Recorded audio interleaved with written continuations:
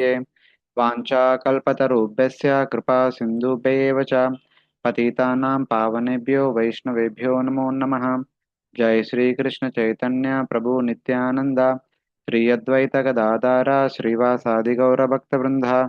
Hare Krishna Krishna Krishna Hare Hare Hare Ram Ram Ram Hare Hare.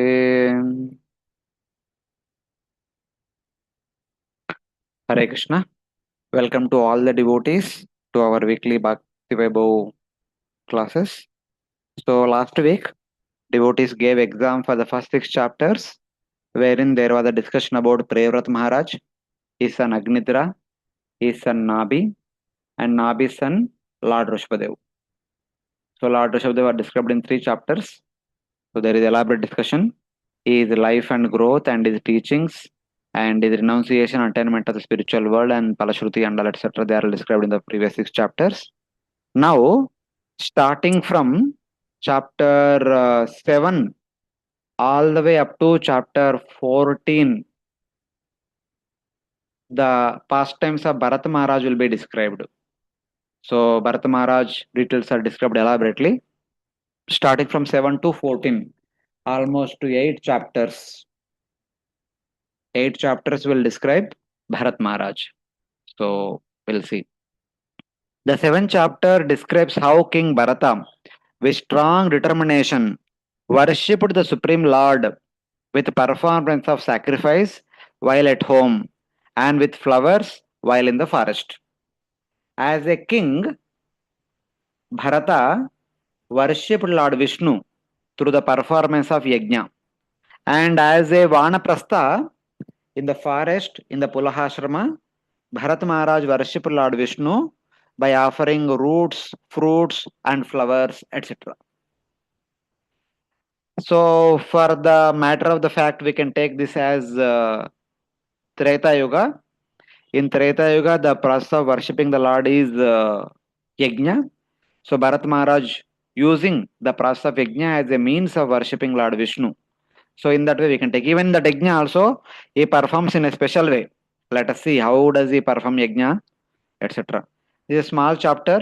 Chapter text number 1 to 14 are there, and we also begin chapter 8, which also talks about Bharat Maharaja's life in the forest, how he becomes attracted to deer and eventually how he becomes deer, etc., will be described in the next chapter.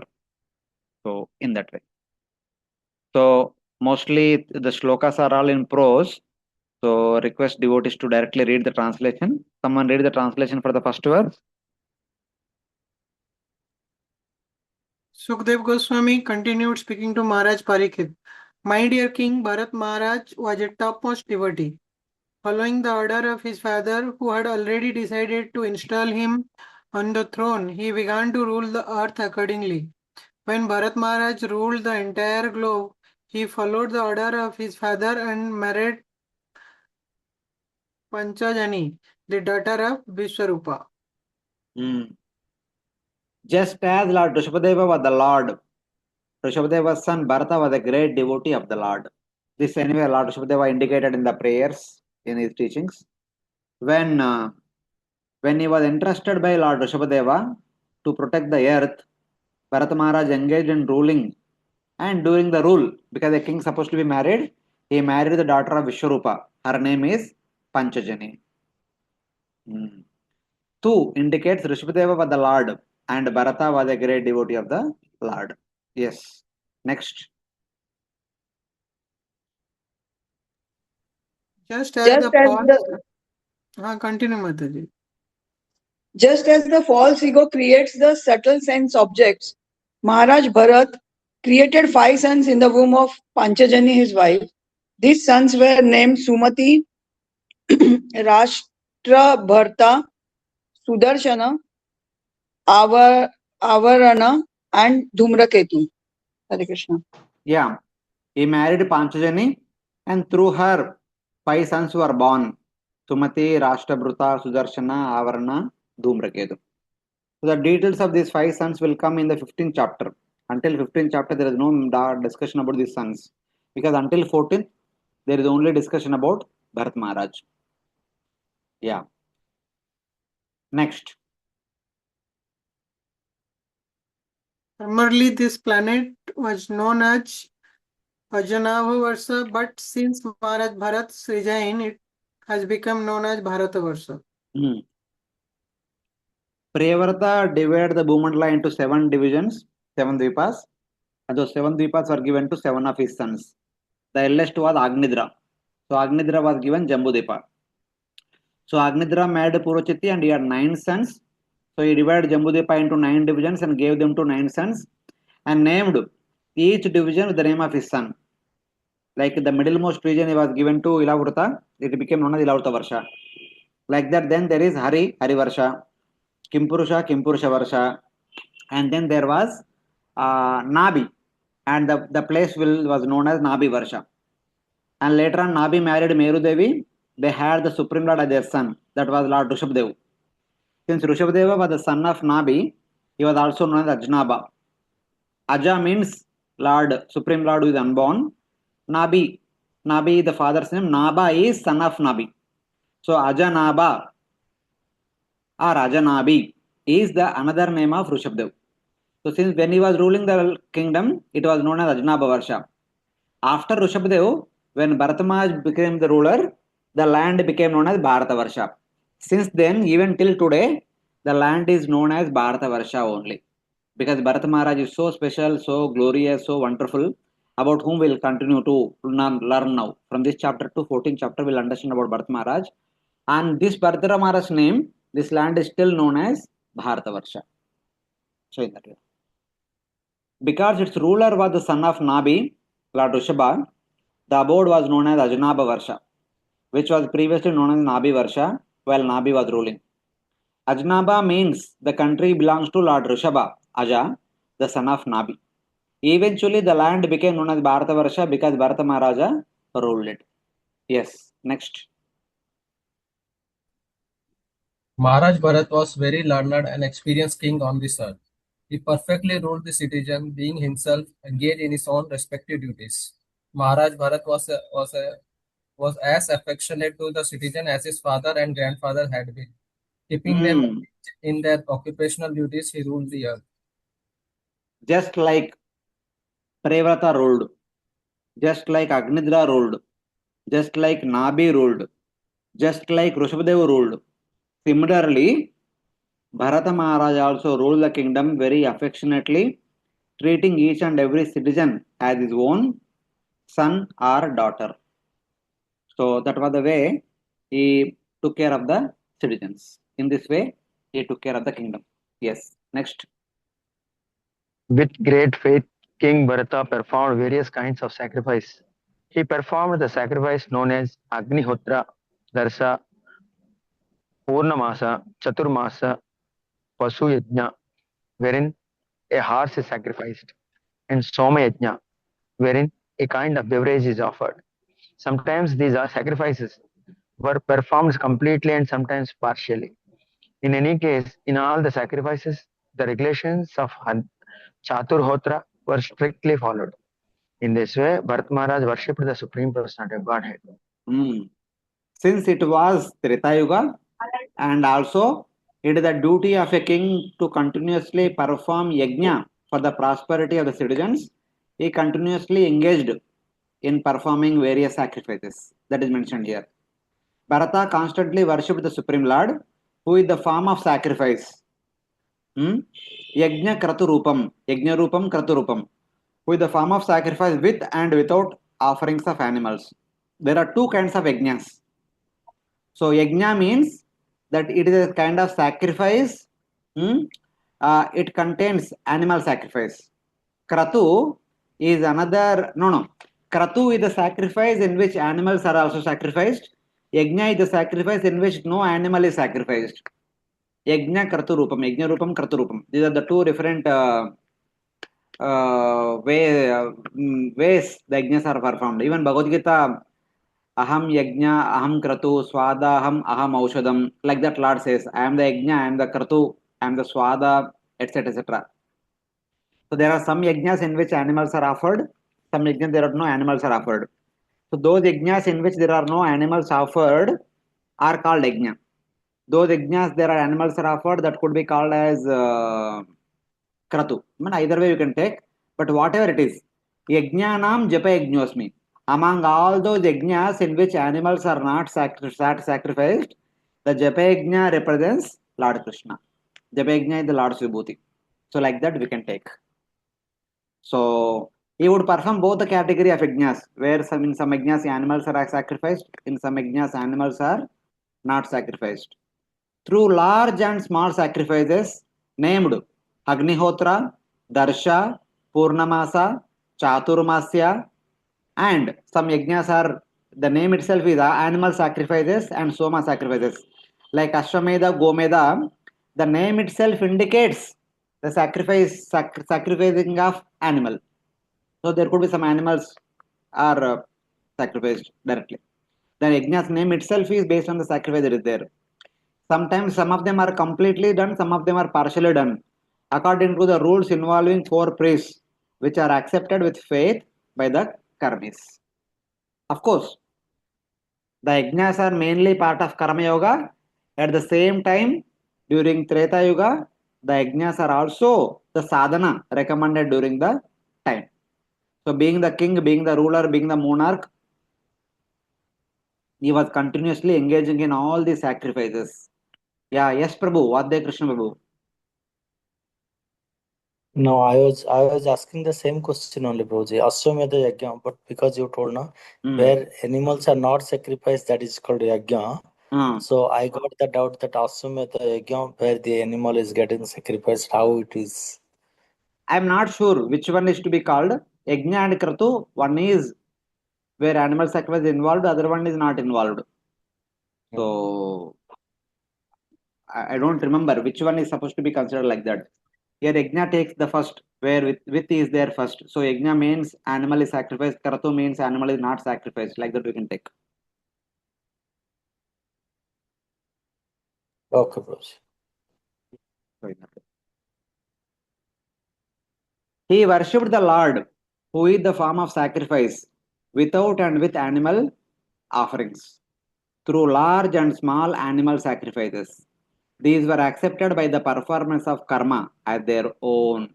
Of course, the karma yogis perform all these sacrifices with very great interest, because they know by performing yajna they'll go to Swargaloka, they will experience higher standard of life. But for Bharata Maharaj, the intention is not to go to Swargaloka, but it is the means, it is a process recommended during that time, so he was following. He performed these sacrifices with all elements and with fewer elements.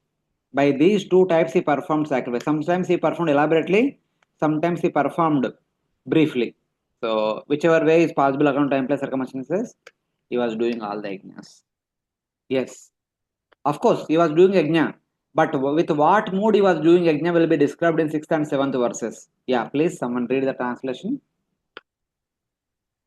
After performing the preliminaries of various sacrifices, Maharaj Bharat offered the result in the name of a religion to the Supreme Personality of Godhead Vasudeva. In other words, he performed all the yajnas for the satisfaction of Lord Vasudeva Krishna. Maharaj Bharat thought that since the demigods were different parts of Vasudeva's body, he controls those who are explained in the Vedic mantras. By thinking in this way, Maharaj Bharat was freed from all material contaminations such as attachment, lust, and greed. When the priests were about to offer the sacrificial ingredients into the fire, Maharaj Bharat expertly understood how the offering made to different demigods was simply an offering to the different limbs of the Lord. For instance, Indra is the arm of the Supreme Personality of Godhead, and Surya is his eye. Thus, Maharaj Bharat considered that the oblation offered to different demigods were actually offered unto different limbs of Lord Vasudeva. See, performing yajna is one way. How to perform yajna is also another thing. So, yes, everyone performs yajna. But with what mood, with what mentality, with what consciousness one performs yajna, we can learn from Bharat Maharaj. He teaches us how to perform yajna. In performance of various sacrifices, with execution of all parts, Bharata thought of the astonishing results of the sacrifice, that is dharma, as an offering to the Supreme Brahman, supreme object of worship, Lord Vasudeva. the ultimate performer of all actions, recipient of all sacrifices. Since Lord Vasudeva alone is the controller of all devatas, who are the subjects of the mantras which have power to reveal the devatas. So basically, when we perform yajna, we chant idam indraya swaha, idam nama, idam varunaya swaha, idam nama. Because all the devatas are doing so many things, so we are performing yajna for their satisfaction. That is normal understanding. But Bharat Maharaj understanding is that all these devatas are all doing all these things because of the Paramatma, because of the Supreme Lord. It is Supreme Lord who is enabling the devatas to do all these things. Even though the Vedic mantras are addressing the names of devatas, but in my consciousness, I will only think of the Lord, the cause of all causes. Ishvara Paramakrishna Sachidananda Vigra Anadi Radir Govinda Sarva Karana Karanam. It is the Supreme Lord Vasudeva is the cause of all causes. It is by him all devatas are performing their activities. Even though I am supposed to perform yajna chanting the names of devatas, but actually the devatas are only nimitta. It is all happening because of the Supreme Lord. All these names are different names of the Supreme Lord. So even though we chant Indra, even though we chant Varuna, Agni, Vayu, etc., for him, these are all different names of the Lord Vishnu. They are all meant to go to Lord Vishnu. All the offerings which he is offering, they are all meant to go to Lord Vishnu. Like that you would think. Having destroyed all impressions of karma by skillful actions, when having the Advaryu priest perform rites, Bharata, the sponsor of the sacrifice, meditated on the devatas, the recipients of sacrifice, at the limbs of the Lord. When the Advaryu would chant, Idam Indraya Swaha, Idam Nama, so let this offering go to the hands of my Lord Vishnu. When they chant Idam Surya Nama, Idam Nama, let this offering go to the eyes of my Lord Vishnu. Like that, in the universal form, we have the different devatas represent different body limbs of the universal form. So, like that, you would think all these devatas are performing the activities of the different limbs of the universal form, which is nothing but the representation of Supreme Lord Vishnu. So, like that, you would think for him, anything, any small thing is being done, it is the worship of Lord Vishnu only. That is how Bharat Maharaj performed this yajna. The Lord has said in the 11th canto, it says, one should continue to perform the Vedic ritualistic activities until one actually becomes detached from the material sense gratification and develops faith for the hearing and chanting about me. So, as long as one develops faith in bhakti, one should perform karma. That is the point mentioned in the 11th canto of Bhagavatam. That means one should perform varnashrama duties as long as one develops complete faith and bhakti. When I do bhakti, I don't have to do anything else. When one comes to this point, until then, one should perform varnashrama duties. Tavat karmani kuruvita na nirvidyate yavata matkata shravanadova shraddha yavanna jayate. Until complete faith on Shravanam, Kirtanam, Smaranam arises in the heart of a practitioner, till then one should perform Varnashrama duties. That is the reason given there. Then, how is it that Bharata, a person qualified for pure devotion with a deep faith in topics of the Lord and without material desire, performed Karma Yoga and enjoyed its results? So that means either Bharata Maharaj is not a devotee, so to develop that faith he is performing yajnas, or if he is already devotee, then why did he perform yajna? That could be the question. So then the answer is given in the current verse. When Bharata performed various sacrifices in which all the elements were executed, there were an astonishing result called dharma. So performing yajna means execution of dharma. That is one the king's dharma. A grasa dharma, king dharma is to perform yajna. So he is doing yajna. That means he is following his dharma. But while executing his dharma, he thought of these results as an offering to Supreme Brahman, Vasudeva, his deity. He thought, I do not have any desire for the results of this sacrifice. It is simply for the pleasure of Lord Vasudeva. It is offered to Lord Vasudeva. It is not mine. Yat karoshi yadashnashi yat juoshi tadashiyat yat tapashyasi kaunteya tat kurushva madarpanam. Whatever is supposed to be done, it should be done as an offering to Supreme Lord Vishnu. He is doing same thing. Just like karmanne avadikarasya ma phaleshu kadashana. We are entitled to perform karma, but we should not demand the results. Same thing Bharata Maharaj following. He is doing his duty, but he is not. He is offering all the results to Lord Vishnu only. For the pleasure of Lord Vishnu, he is performing this yajna. The Mimamsakas, Karma Mimamsakas believe, however, that the results are for the performer. If the desire for the results of the performer are prominent are for the devatas, where the actions were directed predominantly to the devatas. But Mimamsaka said that no, whether you have a desire or not, since you performed the activity, you are entitled to get the results. That is the claim by Mimamsakas. Then, in the case, if the performer says that I don't want the results, then the results should go to Devatas. Because in the name of Devatas, the yajna is performed. Even if Devatas say I don't want results, then the results should go to Brahmana. Because the Brahmanas are actually performing the yajna on behalf of the king. So one of these three people should be entitled the results. That is the understanding of the Mimamsakas. Since Bharata was without material desire, the results should go to the Devatas. Why then did Bharata think of offering the results only to Vasudeva? When there are many Devatas like Chandra and Surya, when there are so many Devatas whose names are taken in the Yajna, why Bharata Maharaj only chanted the name of Lord Vasudeva? He thought of Lord Vasudeva, the enjoyer of the results of the sacrifice, Yajna Purusha, as the controller of all the Devatas, who are the goals of the mantras which reveal the Devatas. Because Bharata Maharaj, even though the mantras are addressing various Devatas, but all the Devatas are under the control of Lord Vishnu. Let the Yajna go to Lord Vishnu. Let the Yajna fal supposed to go to Lord Vishnu. That is Bharata Maharaj understanding.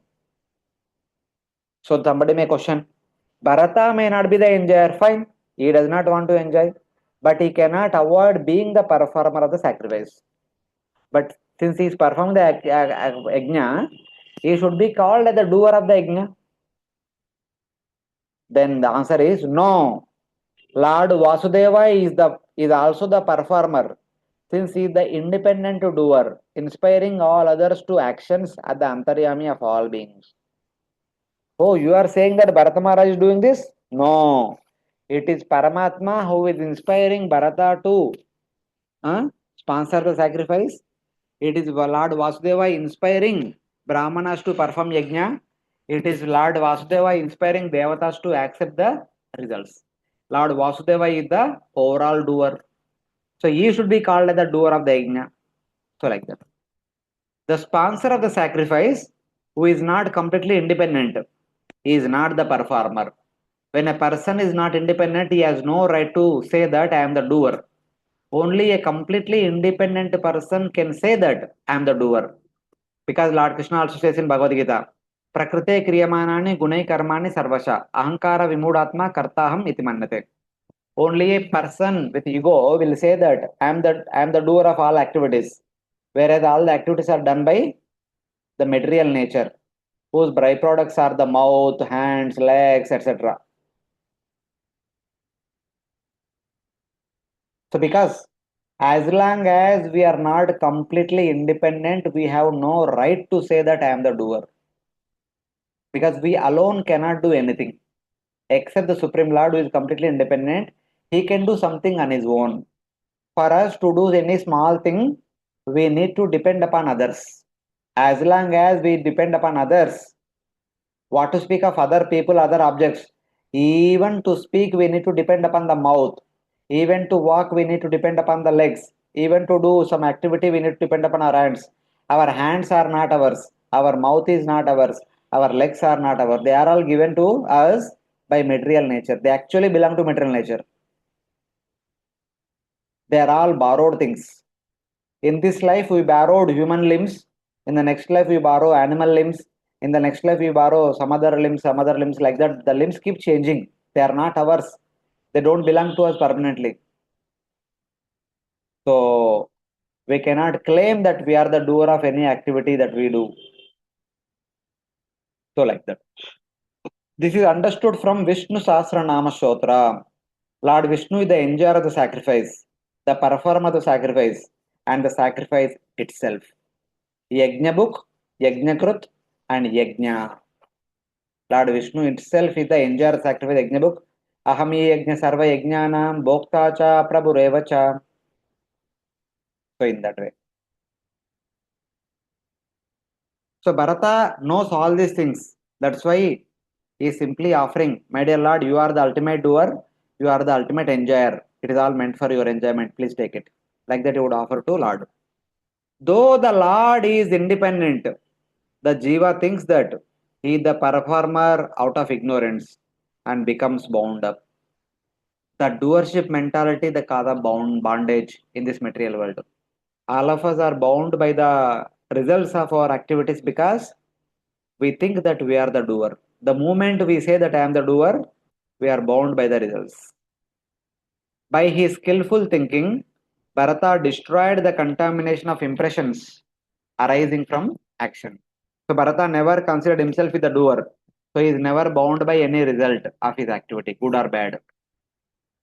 So in that way. It should be understood that though the devotee who is free of identity as the doer and has renounced all results of actions performs action through his representative, such as Advaryu priest. He is not the doer. He does not have faith in those actions. So Bharata is simply sitting there. While Yajna is going on, he would always think that these Brahmana priests are doing this Yajna. Since they requested me to sit here, I am simply sitting here as a witness. I have nothing to do with this Yajna. I have nothing to do with the results of this Yajna. That was his consciousness. So same thing is mentioned in the Bhagavad Gita chapter 17, text number 28. Ashraddhaya hutam dattam tapastaptam kritam chayat asad iti uchyate partha nachatat pretyano iha. O son of Pratap, whatever is offered in the fire, whatever is given in charity, whatever is undertaken as austerity, but which is done without faith, is called asat, since it bears no result now or in the next life. Like one yajna is performed, the result of the yajna is entry into Swargaloka for 10,000 years.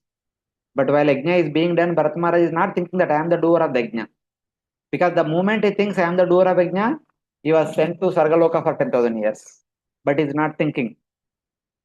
He simply sat there. Somebody else's yajna is going on. I was simply told to sit here. I have nothing to do with this yajna. I am simply sitting there. So he has nothing to do with the results also. For Bharata Maharaja, the yajna is being done by the priests. So in that way, when we don't identify with a particular activity, we are not entitled with the fruits of that activity. So it is like that. Another example is Ambarish Maharaj. Devotees such as Ambarisha, absorbed in performing pure bhakti all day long, conducted sacrifices handed down by tradition from father and grandfather through representatives. It is seen at the present time as well that householder devotees well established in the western states perform the karmas such as marriage or receiving the sacred thread through a representative, since they fear contamination with local customs and with the total lack of varna and dharma. Those people who are from Brahmanical community who went to America, even in America, they perform all the samskaras. They call home, even though if they don't have priest, they will call home and they ask a priest to chant Vedic mantras there in India, and they listen through phone, and they receive Brahman thread, Namakaran, everything according to the Vedic rituals only. Even though they don't have priest, but the priest is in India, they are in America, they perform all the rituals because they are afraid of not following the Vedic rituals. That Prabhupada has seen personally and is writing that the results do not accrue to the impure person, as in the verse, Tavat Karmani Kurvita. Thus, the Shuddhasattva devotee certainly has no fault in doing actions through a representative. Just like an impure person, when he does something without faith, he does not get any result. Same way, a pure devotee, when performs the yajna with the help of a representative, he is not entitled to get the results also. So in that way, just like a faithless person performs something, he does not get any result. His performance is only show bottle thinking. But when a pure devotee performs something, but he is performing because it is a social custom, but he is not interested in the outcome, correct outcome. So then he does not get the result. So in that way, though some say that the definition of pure bhakti, Annabhilashta Shunyam, indicates that bhakti should be devoid of karma and jnana, since it is stated jnana karmadi anavrutam. Some say that, hey, Uttama bhakti does not include any jnana and karma. Why Bharata Maharaj performing all these karmic yajnas? It's not fair, like that one may say. But however, some others explain that this means that bhakti remains pure even though one engages in karma or jnana by employing an agent to perform sacrifices, because bhakti is not covered by karma or jnana if one remains constantly engaged in hearing and other activities of bhakti. Like when the priest is chanting idam indraya swaha idam nauma, this could be a karmic mantra, but Bharat Maharaj is hearing it as, let this offering will go to the hands of Lord Vishnu. For him, it is not a karmic mantra. It is a bhakti mantra only. It is a Vishnu worship. So, like that. So, in that way, his performance of yajna is no more a karmic activity, but it becomes bhakti activity. So, in that way. Thus, somebody may question, then we cannot attribute fault of doing karmas to Bharata if he acts thus. But how can one say that his bhakti is pure if there is worship of many devatas and sacrifice? Okay, no problem. Results are not attributed to Bharata Maharaj, but we cannot call his bhakti as pure bhakti. His bhakti is mixed bhakti because he is performing karmas also. You cannot deny that he is doing it. Then the answer is Bharata, the sponsor of sacrifice, meditated on the devatas, the receivers of the offerings, at the limbs of the Lord.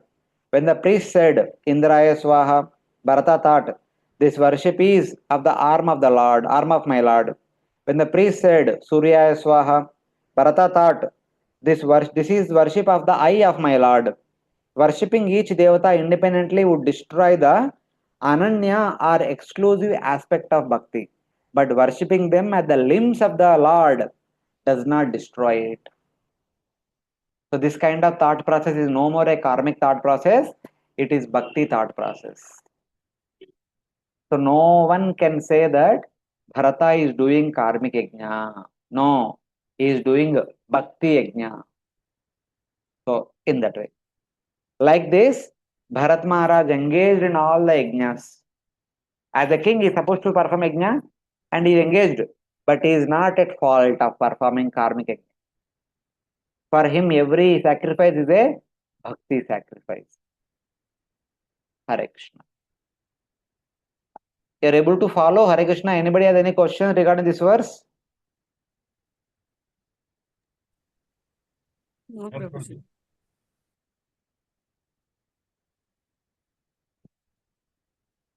Okay. Please read the next verse.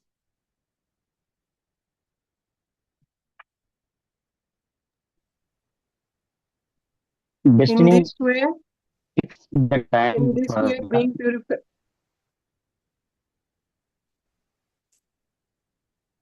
In this way, being purified by the ritualistic sacrifices, the heart of Maharaj Bharat was completely uncontaminated. His devotional service into Vasudeva Lord Krishna increased day after day. Lord Krishna, the son of Vasudeva, is the original personality of Godhead, manifest as the super soul, Paramatma, as well as the impersonal Brahman. Yogis meditate upon the localized Paramatma situated in the heart. Jnanis worship the impersonal Brahman as the supreme absolute truth, and the devotees worship Vasudeva, the supreme personality of Godhead, whose transcendental body is described in the Shastra. His body is decorated with the Srivastha, the Kaustava jewel, and a flower garland, and his hands hold a concealed disc, clove, and lotus flower. Devotees like Narada always think of him within their heart. Hare Krishna.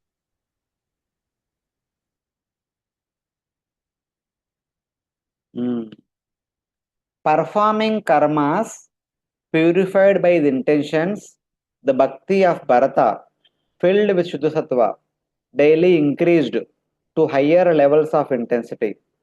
He directed his bhakti to the Lord, situated in the heart, unto the Brahman, unto Bhagavan, Lord Vasudeva, who is also seen as the Lord of Vaikuntha, endowed with Srivasta, Kaustuba, Vanamala, Chakra, Gada, Kanchanka, shining in the hearts of his devotees with his human form. So basically, he would constantly meditate upon Paramatma seated in the heart of the Bharat Maharaj, in his own heart. So he attained Bhava platform. He could personally see the Paramatma. That is the understanding. This action particularly purifies the heart of the performer of karmas. Lord Rishabhadeva instructed his other sons to worship Bharata. 5520. However, since he already had pure heart, it is redundant to say that he became purified by these acts. Anyway, Bharata was pure still from practical point of view. By the performance of all these yajnas, he became completely pure. Then he could see Paramatma in the core of the heart. Having a pure heart, he performed acts which were pure, or by this method he purified all actions. The natural bhakti of Bharata, who was in Shuddha Sattva, increased in strength daily on a higher level, like the Ganga, which moves with force, purifying the world. He had bhakti for Lord Vasudeva, Lord Krishna, who is worshipped as Paramatma, Brahman, Bhagavan.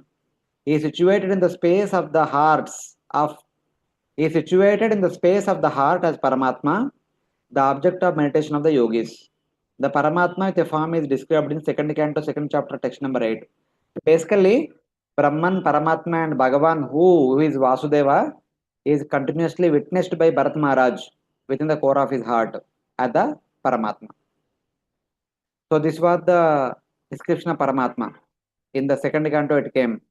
Some yogis meditate upon the Paramatma measuring one Pradesha, who is residing in the heart within the body, and who holds Shankha Chakra Gada Padma in his four hands. Kechi Swadehantar Hridayavakashe Pradesha Matram Purusham Vasantam Chaturbhujam Kanja Ratanga Shanka Gadadaram Dharanaya Smaranti. The yogis meditate upon this Parafama Paramatma, who is the holder of Shankha Chakra Gada Padma. So in that way. Brahman is worshipped by the Jnanis, and similarly Brahman is worshipped by the Jnanis and Bhagavan is worshipped by the devotees. Though the form of Krishna is Bhagavan, the form of Lord of Vaikuntha is described here, since it is famous in the scriptures. This form shines in the heart, marked permanently with that human form, as if it were a painting in devotees like Narada. So even he was meditating upon Lord Vasudeva, Lord Krishna, but here the description of Paramatma is shown because Paramatma is famous all over the world. So in that way, Paramatma details are mentioned here. So like that, by performing all such yajnas, he became so pure. Every moment he was able to see the Paramatma standing in the core of his heart, holding Shankha Chakra Gada Padma. That is the level of purity Bharata Maharaj attained. So like that. Yeah. Next verse. So then, this is how he was ruling the kingdom. He took care of the citizens as his own children, and for the prosperity of the citizens, he was performing yajnas continuously. But while performing yajna, he would always meditate upon the Supreme Lord. By doing all these activities, ultimately he came to the platform of Bhava, where you could see Paramatma in the core of his heart continuously. Now he retires and goes to forest, and in order to go back home back to Godhead, he follows the Varnashrama, the Vanaprastha duties. That will be explained in the later part of the chapter. Yes. Hare Krishna, Prabhu. Yes, Prabhu. Prabhu, here it is mentioned that the form of Krishna is Bhagavan, but he was seeing the form of Paramatma. Is it that he was worshipping the form of Krishna? He was worshipping Lord Vasudeva. Vasudeva. He was worshipping the form of Lord Vasudeva, who also in Chaturpuja form. See, Krishna, for all practical purposes, will be two-handed form only. But Lord Vasudeva is the one who appeared at the very beginning in the prison cell of Vasudeva. That is Vasudeva in the four-handed form. That is the form he worships. and that form is being shown to him in the core of the heart. So like that. Okay. Okay. In previous verse, it was mentioned that he was performing yajna without faith. At the same time, he was thinking that this offering uh, is actually to the various limbs of the Lord Vasudeva. No. He was performing yajna not with the intention to go to Swarga. He does not have any interest in heavenly opulences.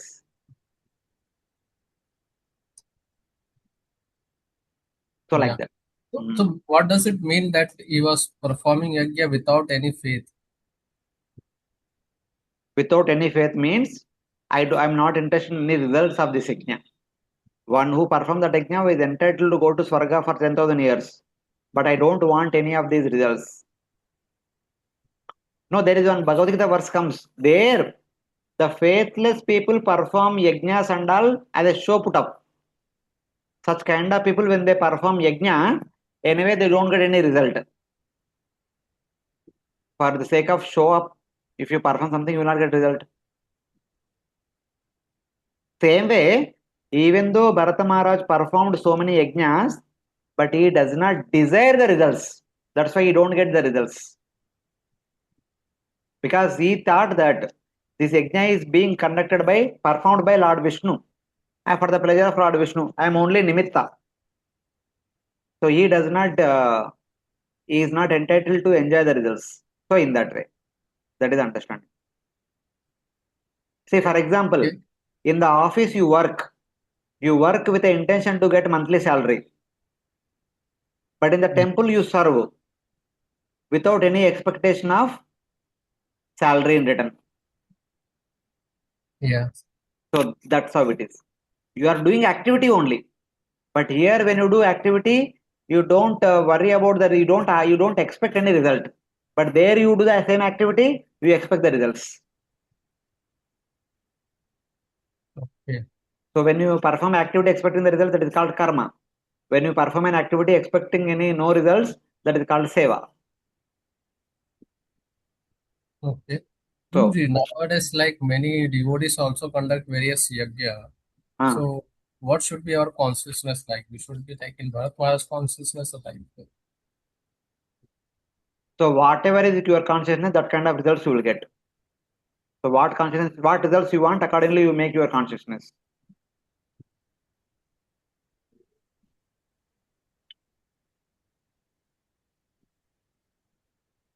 Means whatever I have. No, I'm asking what should be our consciousness. Our consciousness should be as a service to Lord. Yat karoshi yadashnashi yajjosh tadashyat yatapashyat kaunteya tatkurusha madarpanam. Whatever is being done should be done for the pleasure of the Lord. We should only do. We should not think about the results. Then we are not bound by the results.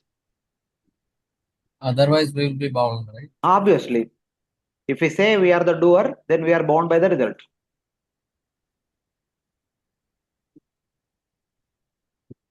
Okay. That is a law of material nature.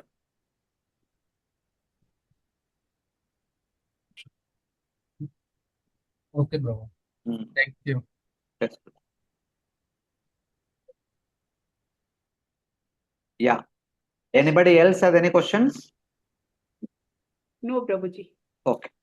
Please read the translation next one. He fixed the time for Maharaja Bharata's enjoyment of material opulence at 1,000 times 10,000 years. When the period was finished, he retired from family life and divided the wealth he had received from his forefathers among his sons. He left his paternal home, the reservoir of all opulence, and started for Kulashashrama, which is situated in Haridwar. The Salagrama Silas are obtainable there. After ruling for 10 million years and not ascertaining whether his karmas of his life were completed or not, he divided his wealth inherited from his father and grandfather, which he had enjoyed, among his 5 sons according to the rules, and then left his house full of all wealth and went to hermitage at Pulaha.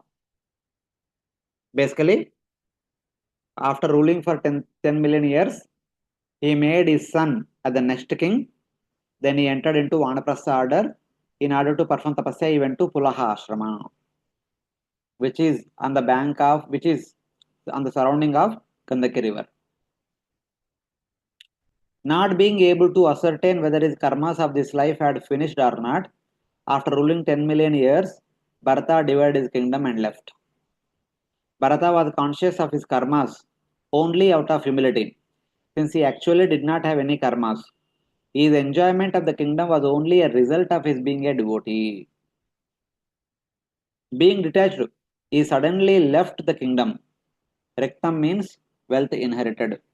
So basically, even though his kingdom is very wealthy, he was never interested in that wealth. When he performing yajna, he would always think that this yajna belongs to Lord Vishnu. Lord Vishnu is doing. When there is wealth, why would think that this wealth is mine? Is meant for my enjoyment. He will only think that all this wealth is the wealth of my father and my forefathers. It is nothing is mine. So such kind of thought process does not hamper one's becoming a renounced. One can easily become a renounced quickly. Later on, at the end of this section, it is said that Jahau Malavat, Bharata Maharaj left behind all his wealth, just like one leaves behind the stool after passing it away. No one will look behind after passing the stool. Same way, Bharata Maharaj left behind so much wealth, he never looked behind. Because he never considered to be his. That is the consciousness at which Bharata Maharaj was there. So like that. So, giving up his kingdom, giving the entire wealth and kingdom to his 5 sons, Bharata went to Pulahashrama. Then what did he do there in Pulahashrama? Yeah, please.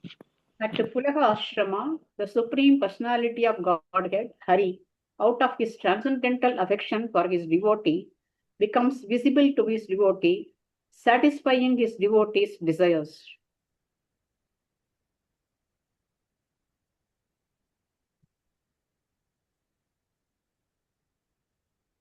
There, the Lord is visible even now in the form desired by the devotee, out of affection for his followers who reside in that place. So Lord will manifest quickly for a devotee who want to serve the Lord. Because of his affection, the Lord is present there in the form desired by his devotees, residing there in the forms like Krishna and Lord Rama. So devotee, if they go to Pulahashrama, if they had a desire that I want to worship Krishna, I want to worship Rama, Turant they will get a Shaligram Shila, which will be representing Rama or Krishna. So Lord will manifest them immediately. That is the specialty of this Pulahashrama. Like recently we were discussing, not in our class, but in a different class, in the Monday we were discussing that Narasimha Chaudhashi, the day after that, our Gopal Bhatta Goswami, he had a earnest desire to worship Lord Chaitanya Mahaprabhu. Because he saw Chaitanya Mahaprabhu when he was young, when Mahaprabhu visited Srirangam. Later on, when he wanted to go with Chaitanya Mahaprabhu, Chaitanya Mahaprabhu said, no, you stay back and serve your parents. After your parents leave their body, when they attain Paramapada, then you come to Vrindavan. So after many years, Gopal Bhatta Goswami came to Vrindavan, but Mahaprabhu is in Puri. He could not see. He had a desire to worship Mahaprabhu. He wanted to have darshan of Mahaprabhu. So one day Mahaprabhu came in a dream saying that you go to Gandaki Nadi. When he went to Gandaki Nadi, he was taking bath. When he was trying to collect water in the Kamandalu, some 11 Shaligram Shilas came in that Kamandalu. So he thought, what do I do with the Shaligram Shilas? You put it in the water. Again, if he was trying to collect the water, again 11 Shaligram Shilas came in that Kamandalu. He put them again back. Third time also same 11 Shaligram Shilas came. Then he understood that it is Lord's desire that Lord want me to worship in this form. So he was worshipping the 11 Shaligram Shilas. But on the day of Narsingh Chaturthi, one businessman, a devotee businessman came to Vrindavan and he offered clothing, jewelry and all the worshipful paraphernalia required for all the deities all over Vrindavan. And he also understood that Gopal Bhatta Goswami had so many shaligrams. He gave him all the jewelry, all the clothing, all the other ingredients, etc. So while sleeping, he was thinking that all people have deities, they can decorate their deities. I have shaligram Shila, what can I decorate? The next day morning, one shaligram Shila transformed into Radharaman. So like that Lord appeared. So in that way we can think. Yes. Please read. In Pulaha Ashrama is the Kantaki river, which is the best of all rivers.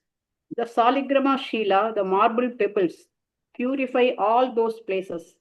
On each and every marble pebble, up and down, circles like navels are visible. Yeah. So there in Pulahashrama, Gandaki river is there, and Gandaki river provides all the Shaligram Shilas with all the symbols corresponding to the different forms of the Lord. So some of them will have chakra symbol, Gada symbol, Shankha, all these different symbols, Shesha symbol, etc. will be there. The Gandaki purifies the hermitages by the chakras and the shilas with holes on the upper and lower surfaces. So Shaligram Shila represents the various forms of the Lord which are desired by the devotees. So in that way. Yes. In the gardens of Pulahashrama, Maharaja Bharata lived alone and collected a variety of flowers, twigs, and tulasi leaves. He also collected the water of the Kantaki river, as well as various roots, fruits, and bulbs. With this, he offered food to the Supreme Personality of Godhead, Vasudeva, and worshipping him, he remained satisfied. In this way, his heart was completely uncontaminated, and he did not have the least desire for material enjoyment. All material desires vanished. In this steady position, he felt full satisfaction and was situated in devotional service. There at Pulaha Ashrama, Bharat Maharaj alone performed the worship of Lord Vishnu in the garden of the hermitage of Pulaha Rishi, using water, tulasi, various flowers and leaves. See, Patram, Pushpam, Palam, Toyam. All these things are there, na? Pushpam, Patram, this is also Patram, Toyam, Palam, with offerings of bulbs, roots, and fruits. So, Patram, Pushpam, Palam, Toyam, simple offering, as Lord Krishna says in Bhagavad Gita. Pure, free of material desires, with ever increasing peace, he attained the highest bliss. Thus, worshipping the Lord there, nearby Gandaki river, living in the Pulaha Ashrama, he was experiencing more and more bliss. Till now, he was in Bhava platform. He was slowly experiencing the bliss, the symptoms of Bhava and the symptoms of Prema, slowly, step by step. Yes, next. That most exalted devotee, Maharaja Bharata, in this way, engaged constantly in the devotional service of the Lord. Naturally, his love for Vasudeva Krishna increased more and more and melted his heart. Consequently, he gradually lost all attachment for regulative duties. The hairs of his body stood on end, and all these ecstatic body symptoms were manifest. Tears flowed from his eyes, so much so that he would not see anything. Thus, he constantly meditated on the reddish lotus feet of the Lord. At that time, his heart, which was like a lake, was filled with water of ecstatic love. When his mind was immersed in that lake, he even forgot the regulative service to the Lord. So there are 9 symptoms of Bhava. If all of you remember Nectar of Devotion, all these symptoms are manifesting one after the other within Bharata Maharaj. And while worshipping the Lord, these symptoms would manifest and his worship would be interrupted. So he was continuously fighting with the emotions and fighting with the duties of his worship. So like that, he would spend his time in Pulaha Ashrama and his heart is getting filled with Krishna Prema. So in that way. He had no enthusiasm to perform daily duties because his heart was melted with affection for the Lord. The hairs on his body stood on end. His intelligence was submerged in the lake in his heart, which was deep with the nectar of great joy spread everywhere. So his heart is filled with the emotions of Bhava, which are not allowing him to do his day-to-day services. So like that, he was experiencing the bliss of Bhava day in, day out. He was completely immersed in execution of his service and experiencing of the symptoms of Bhava. That's how he's spending his time. Yes. Maharaja Bharata appeared very beautiful. He had a wealth of curly hair on his head, which was wet from bathing 3 times daily. He dressed in a deer skin.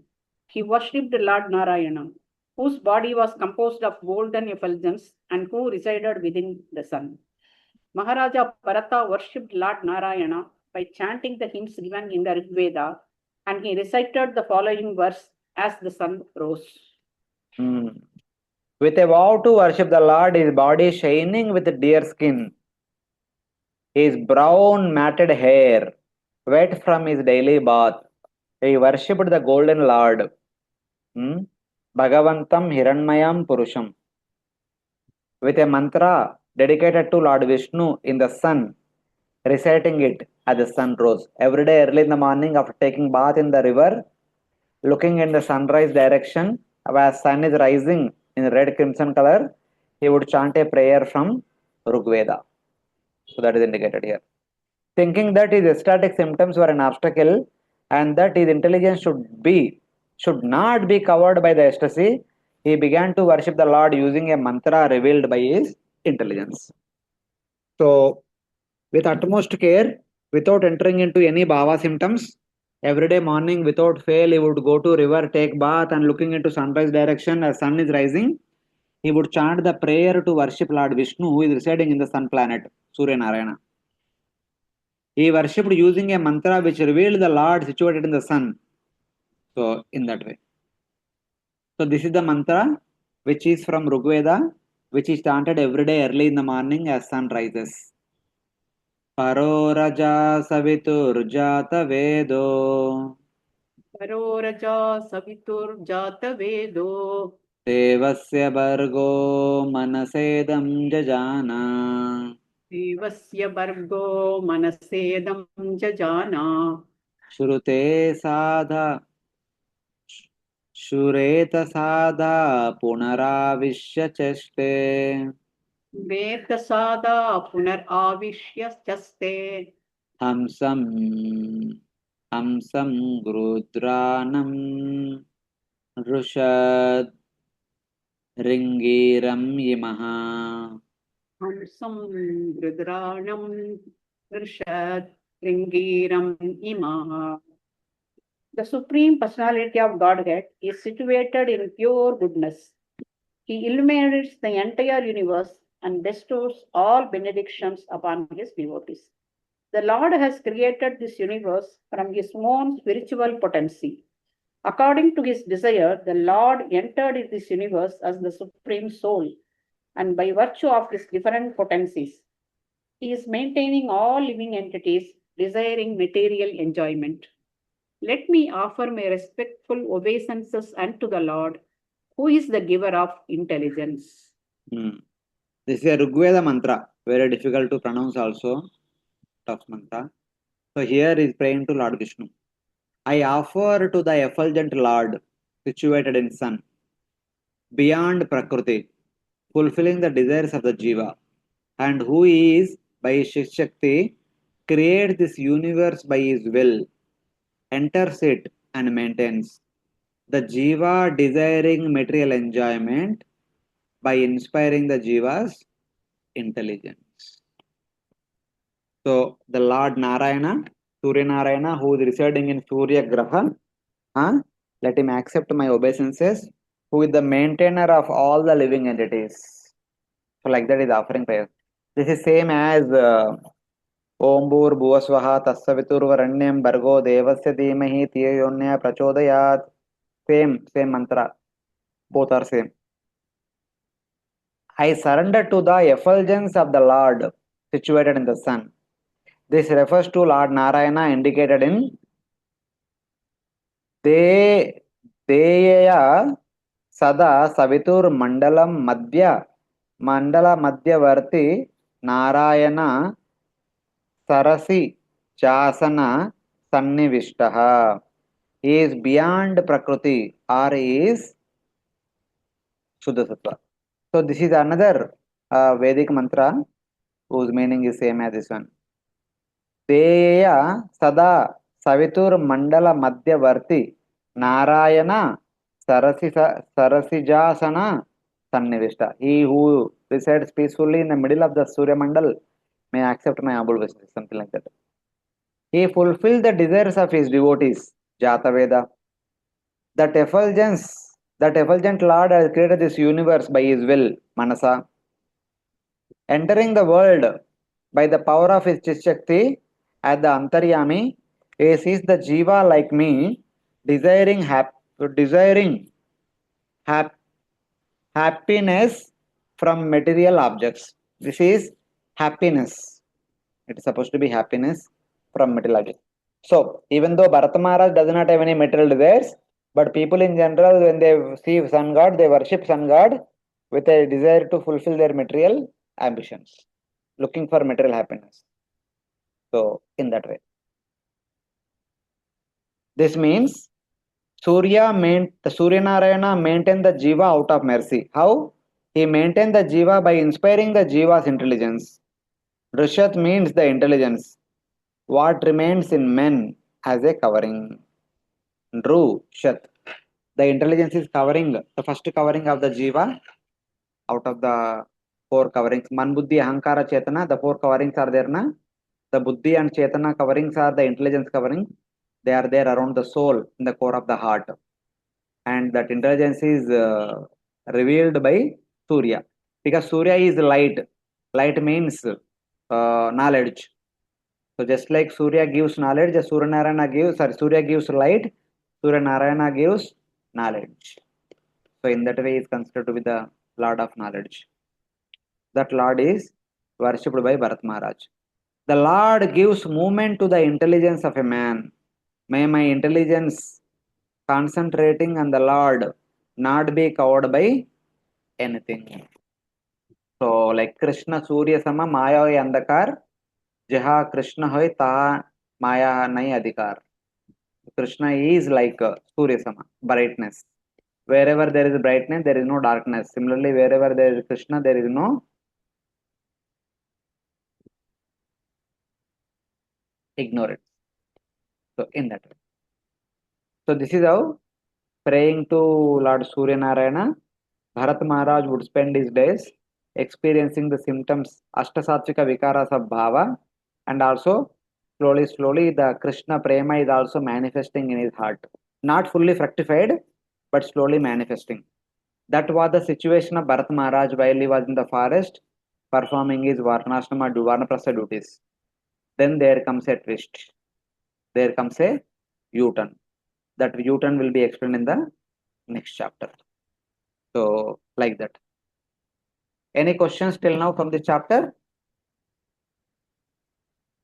Prabhuji, in the first sloka, it is described that he is married with the daughter of the Vishwarupa. So then Vishwarupa, the same Vishwarupa who has a three head, was killed by this Indra. No. That Vishwarupa will come in the Chakshusha Manvantara. Okay. Here Vishwarupa, here currently we are discussing Swayambhu Manvantara only. That Vishwarupa is different, this Vishwarupa is different. Both are different.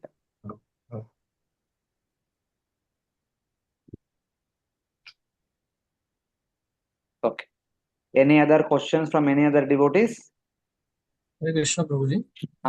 Yes. Here it is mentioned that Lord is the giver of Jiva's intelligence. So, means, Dadami Buddhi Yogantam. yeah, I mean that intelligence means the spiritual intelligence or basic intelligence to perform any Even material intelligence is also given by Lord only, na? All the 24 elements are given to us by the Lord only. There is nothing belongs to us.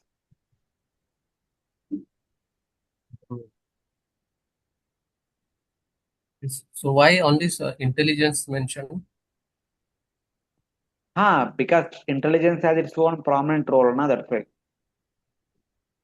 It is by intelligence only we make choices, what to do, what not to do. So in that sense. Okay. Of course, from the spiritual context, intelligence means Chetana. It is by Chetana only we can perform Bhakti. So we should select the decision of doing Bhakti by our Chetana. So when Buddhi word is used in the Sanskrit, it can indicate intelligence also. It can indicate Chetana also. Chetana is in relation to Bhakti. Buddhi, intelligence in relation to material intelligence. Like that we can take. Either way, it is enabling us to perform. That's why Lord Krishna says, Dadami Buddhi Yogam. He did not say Dadami Manasu Yogam, Dadami Ahankara Yogam.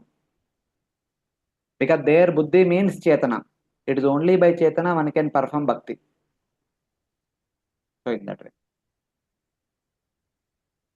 Hare Krishna, Prabhuji. Yes, Mataji. Prabhuji, here it is said in the text 13 that Lord, he worshipped Lord Narayana who resided within the sun. That I didn't understand. Because he is living in the forest. He may not have, he may or may not have the deity. For him, if you want to worship the deity, he is seeing the Surya Narayana and the sun god, because sun is seen every day throughout the day. Morning to evening, we can see sun. So in that way, he is worshipping the Surya Narayana in the sun. That will be easiest form of worship. Okay. Thank you, Prabhuji. If you have deity, you have to do so many other things. So because he is Vanaprasthana, he is not a Grostha to have all the paraphernalia. So you want to keep as simple as possible.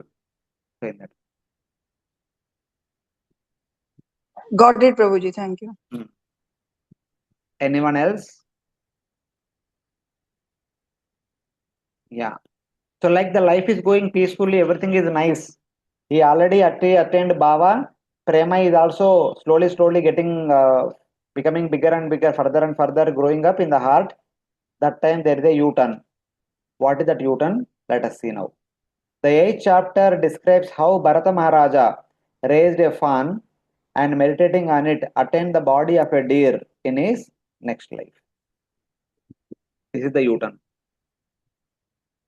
So this is a medium chapter, 31 verses are there. Let us see how Bharata Maharaj, for executing bhakti so diligently, became negligent of his bhakti and became attached to a fawn. The same thing can happen to us. We may be nicely executing bhakti, suddenly corona came, and in corona smartphone came, and then we became, instead of Krishna Parayana, we became mobile Parayana. Since the time of corona, people have become addicted to mobile smartphones. At least I can say about myself. Before corona, there was no smartphone. Now we spend most of the time with the mobile smartphone only than spending time with Bhagavad Gita, Bhagavatam, or any other bhakti activities. So we have become mobile Parayana. That is what happened to Bharat Maharaj also. Lord Krishna, a notion of cleverness, protected this deer who was previously Bharata to show that compassion, if it is an obstacle to bhakti, must be given up. Compassion is a good virtue. It is a good character. It is a character supposed to be looked up to. But when that compassion is becoming an obstacle to execution of one's bhakti, one should give it up. To teach that lesson to us, this chapter is coming in the Bhagavatam. The Lord shows his affection for his devotee by protecting Bharata in the form of a deer, so that the Bharata would fall in the ocean of remorse in order to drown in the ocean of prema. Even though Bharata, out of affection for the fawn, became a deer, but when it became a deer, Lord took care of the protection of the deer. The deer was not attacked by any tiger, lion, etc., etc. But the deer was given the memory of his previous life. As a result of that, he would enter into remorse. I was the king. I came to forest to perform bhakti. I was experiencing bhava symptoms. I was almost in the prema. Then I lost everything. That is a remorse. With that remorse, then he will enter into ocean of prema. So all these things. So even when we do mistake, we should become remorse. Then we will enter into intense love. If the remorse is properly executed, then we'll enter into love of Krishna. That's how things will change. That can be learnt from this section of Bharat Maharaj. This chapter to future chapters we can see. Maybe before the things will come, today we were discussing this only in the Bhagavatam class. I was in Delhi, I went to the Rohini temple, Rohini Iskan temple. Yesterday I was in Panjabi Bagh, there I had Bhagavatam class. But today there the verses were 5912, where Bharata appeared the son of a Brahmana in the Bhrugu dynasty or something like that, the Bhrugu Gotra in that. So there he decided to remain as a Jada. That's why he became Jada Bharata. Why he wanted to remain like a Jada? Because in the previous life, he showed unnecessary compassion, over compassion to a deer, where it is not necessary. As a result of that, he lost the good opportunity of going back home back to Godhead. But now he don't want to miss. He does not want to show any compassion to anyone. The reason is, as a grahastha, as a king, giving shelter to somebody is the best quality. But when one becomes vanaprastha, you yourself are shelterless. How can you give shelter to somebody? You yourself are object of mercy. How can you show mercy to somebody else? Because Bharata became so much attached to the deer, just like if the parent takes care of the newly born baby. That is the dearmost activity of a householder. The most cherishing activity of a householder is to beget child and rear the child. That is the real happiness of the householder. And after giving up the house, after going to the forest where one is supposed to perform tapasya, there is taking care of a child, which is an household activity, which is incompatible to the ashram expectations. The Vanaprastha ashram expectations, it is incompatible. That's why you have to take birth as a deer once again. Compassion is not wrong, but showing over compassion in the Vanaprastha order is wrong. That should be understood. That is what is explained in this chapter. So, like that. So, let us see. First verse, please read. Sri Sukadeva Goswami continued, My dear king, one day after finishing his morning duties, evacuating, urinating, and bathing, Maharaj Bharata sat down on the bank of the river Gandaki for a few minutes and began chanting his mantra, beginning with Omkara. One day, having performed his daily rites, bodily needs, and taken bath, he was sitting on the bank of the river, chanting Krishna mantras for 3 muhurtas. So, early in the morning, after attending to the nature calls, after taking bath, after washing clothes, after drying them here and there, then he sat and chanting Krishna mantra, just like we chant Hare Krishna mantra. He is chanting some mantra, whichever mantra is given to him by his guru during that time. So he was doing it. So then what happened? So he was chanting that mantra for 3 muhurtas. So one muhurta is 48 minutes. 3 muhurtas will be how much time? 48 plus 48 plus 48. How much it will be? 50 into 3 is 150. 140. 144. 147. 144. 144. How much it is? 120 is 2 144 hours. minutes. 2 hours and 24 minutes. 24 minutes. Yeah, little more than 2 hours. That is like chanting 16 rounds plus another 4 rounds. 20 rounds of Hare Krishna Mahamantra. So like that we can take. So since he is in the forest, he was chanting more rounds, 20 rounds every day, early in the morning. He had performed his daily rites, necessities like passing urine and bathing. Brahmaksharam means the syllables of Krishna mantra. Abhigrahanam, Abhigrunam means uttering. So O king, a doe, being very thirsty, came near the water. So he was sitting on a place somewhere nearby in the vicinity of Bharat Maharaj. A lady deer who was pregnant came there to drink some water. Early morning, she got up and feeling hungry, came to drink water. Then what happened? While the doe was drinking water, the roar of a lion, fearful to all, arose nearby. As the lady deer was drinking water, a lion also got up, feeling hungry, and the tiger understood that nearby there is a deer. As soon as the lion saw the deer, it roared.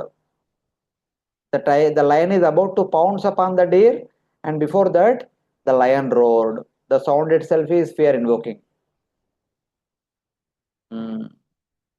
Hearing that sound, the doe, whose nature was to be alarmed, with restless eyes, with fear of the lion, entering its agitated heart, with irresolute gaze in terror, leaped over the stream in the same instant, without satisfying her thirst.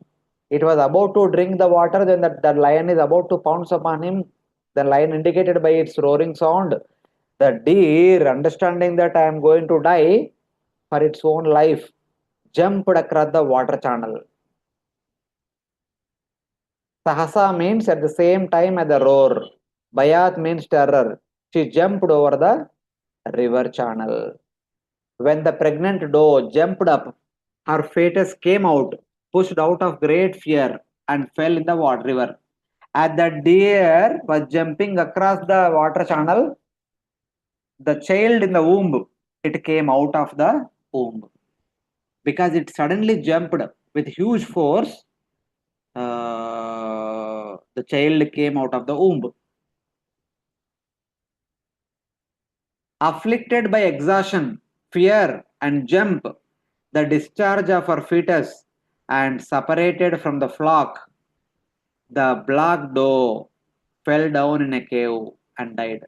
On the other side of the river, there is a cave filled with lot of stones. Though the deer was trying to jump because it is already pregnant, it is very difficult for a pregnant deer to jump. But still, it tried, and the child came out, and the umbilical cord was cut off. The child fell down. All these things, the fear, exhaustion, sudden jump, and the child coming out, so much pain, all these things, it could not jump properly. It could not control its landing. It went and hit on the rocks. Then it died. It fell dead. Ut, Utprasava means giving birth from a high place, an abortion. This is an alternative. So in the air only the child came out of the womb and the child fell in the water. That's why the child survived, but mother hitting the stones, dead. The great king Bharata, seeing the helpless fawn flowing down the river out of compassion as a friend, thinking its mother had died, took the fawn which had no friend to his hermitage. Bharat Maharaj, being a compassionate king, he was treating all the citizens like his own children. The compassion is second nature. Same way here also, he saw the fawn. In front of his eyes, its mother died. The fawn fell into the water from the upstream. As the water is coming down, Bharat Maharaj jumped into the water and collected the fawn and took the fawn to the hermitage. The problem is, he might have seen for if there are any other deer group, but there was no group seen. Only lions or tigers are seen. And even if he sees, how will some other deer will take care of a small baby deer? Only mother deer will take care of the baby deer. Other deers, how will they take? Even though if the deer becomes bigger and all of them will flock together, that may be possible. But a young deer, who will give milk to that young deer? So he thought that mother died in front of my eyes, indicating that, oh my dear sage, please take care of my baby. Like that, mother gave me this baby to me. It is my responsibility to take care of the baby. For a compassionate heart, this is good. but it created a problem for Bharat Maharaj. The deer was a baby, separated from its kind. Because it was small, it is helpless and separated from its kind. He felt compassion. Yeah, please read the translation. Gradually, Maharaj Bharat became very affectionate toward the deer. He began to raise it and maintain it by giving it grass. He was always careful to protect it from the attacks of tigers and other animals. When it itched, he petted it, and in this way, he always tried to keep it in a comfortable condition. He sometimes kissed it out of love.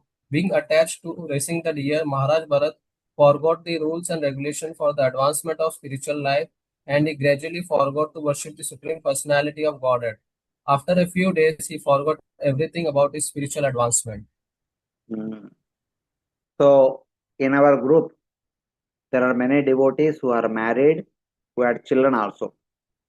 How much time the parents supposed to give to the newborn baby? Some of them are elderly parents also. They have seen through everything, all these things in their life. So, how much time the baby needs when the baby is born, newborn baby is born? 24 hours. 24 hours. Literally, in one sense, they don't have any time left for practicing bhakti. Yes. Many times our devotees complain to Maharaj. Maharaj, children are there, we are not able to chant 16 rounds. So Maharaj would say that taking care of your children is as good as chanting 16 rounds. You are exempted. Like that, for the time being, Maharaj would say. Because baby demands full attention, both from mother, father, uncle, aunt, grandparents, like that. To raise one baby, we need a huge family only. One person cannot handle the baby. Now, Bharat Maharaj, how can he alone handle a baby deer? The deer definitely needs lot of time. But no householder will ever feel burdened to raise the baby. That is the beauty. They feel more happiness raising the baby. Because that is the happiness of the household order. Other than that, there is no other happiness. Other than raising the baby, there is no other happiness of the household life.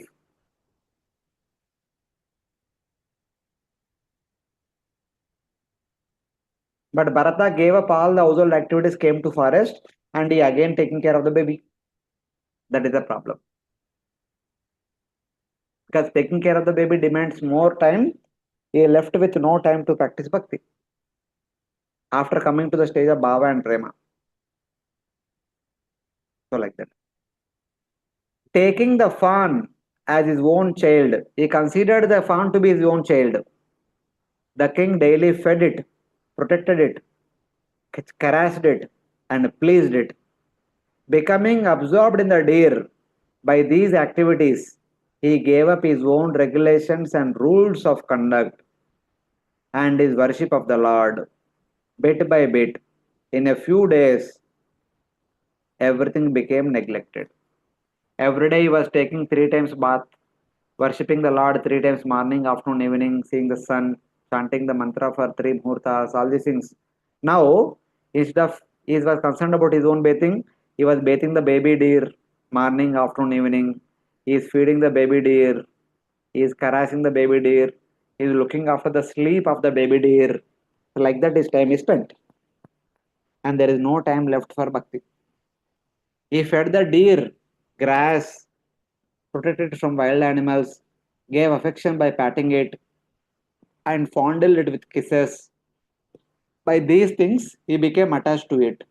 Udvasan means destroyed.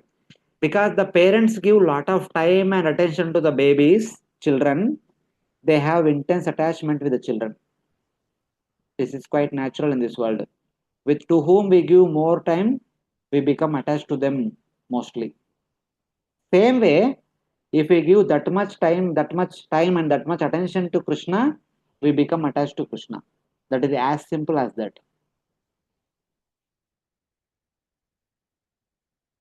So, yes, please read the next verse. The great King Maharaja The Bharata, great king, the great King Maharaja Bharata began to think, alas, this helpless young deer, by the force of time, an agent of the Supreme Personality of Godhead, has now lost its relatives and friends and has taken shelter of me. It does not know anyone but me, as I have become its father, mother, brother, and relatives. This deer is thinking in this way, and it has full faith in me. It does not know anyone but me. Therefore, I should not be envious and think that for the deer my own welfare will be destroyed. I should certainly raise, protect, gratify, and fondle it. When it has taken shelter with me, how can I neglect it? Even though there is disturbing my spiritual life, I realize that a helpless person who has taken shelter cannot be neglected. That would be a great fault.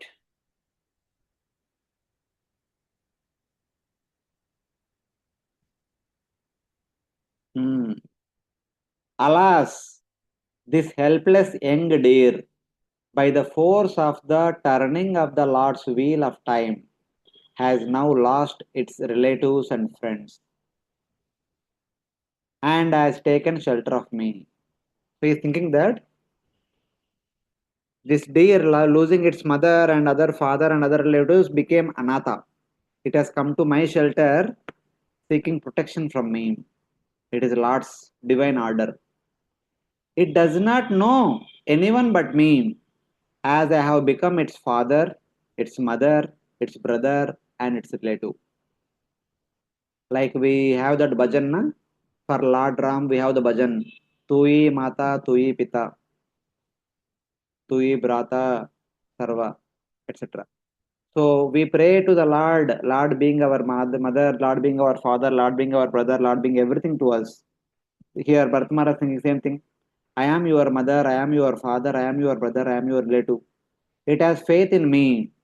Therefore, I, without envy, knowing the fault of neglecting one who approaches in surrender, should raise, protect, gratify, and fondle this deer who has surrendered to me. Yes, this principle is perfectly right. When somebody comes to you for protection, for shelter, one should offer protection and shelter, but applicable only for Grihastha. As a Grihastha, as a king, you should follow.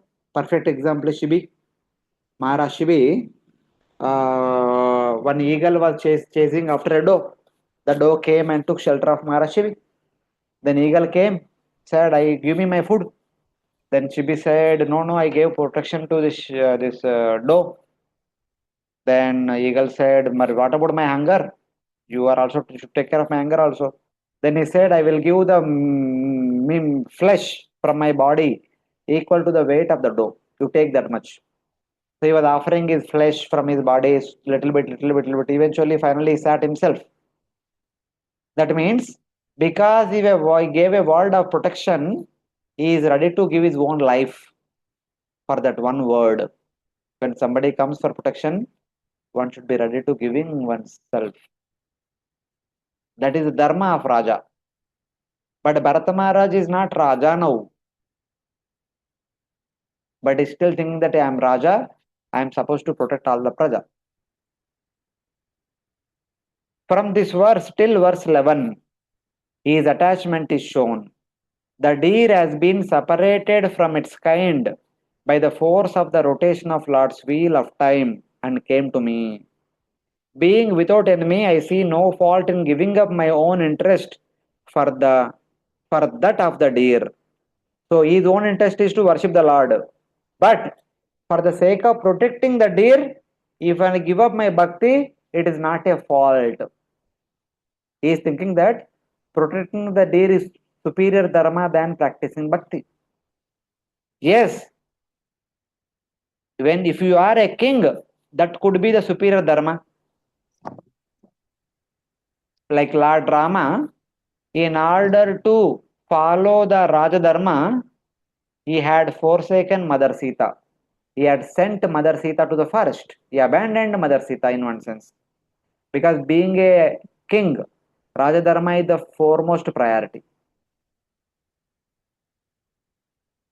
So yes, This point may be applicable, it is very perfect, but it is applicable if you are a king. Whereas neglecting one who has come for shelter is a great fault. These 2 points are applicable if he is a king, if he is on the royal throne. Like Shibi Maharaj, he offered his own life for the sake of protecting a small doe. That is Raja Dharma. There is no doubt in that. But now he is no more Raja. So whether it is really applicable even in the forest or not is a question. Then what happened? Those who are detached, who are cultured and saintly, friends to the helpless. The detached people, the cultured people, the saintly people are supposed to be friendly to the helpless. Neglect their own important interests for such purposes. Yes, a person takes sannyasa to show compassion to one and all. That is varnashrama dharma. Fine. You are giving up your household duties and taking sannyasa so that you can show greater compassion to one and all. But that compassion is in relation to bhakti. But that compassion is not in relation to providing food, clothing, shelter, which is the dharma of grihastha. The principle is correct, but the application is not appropriate.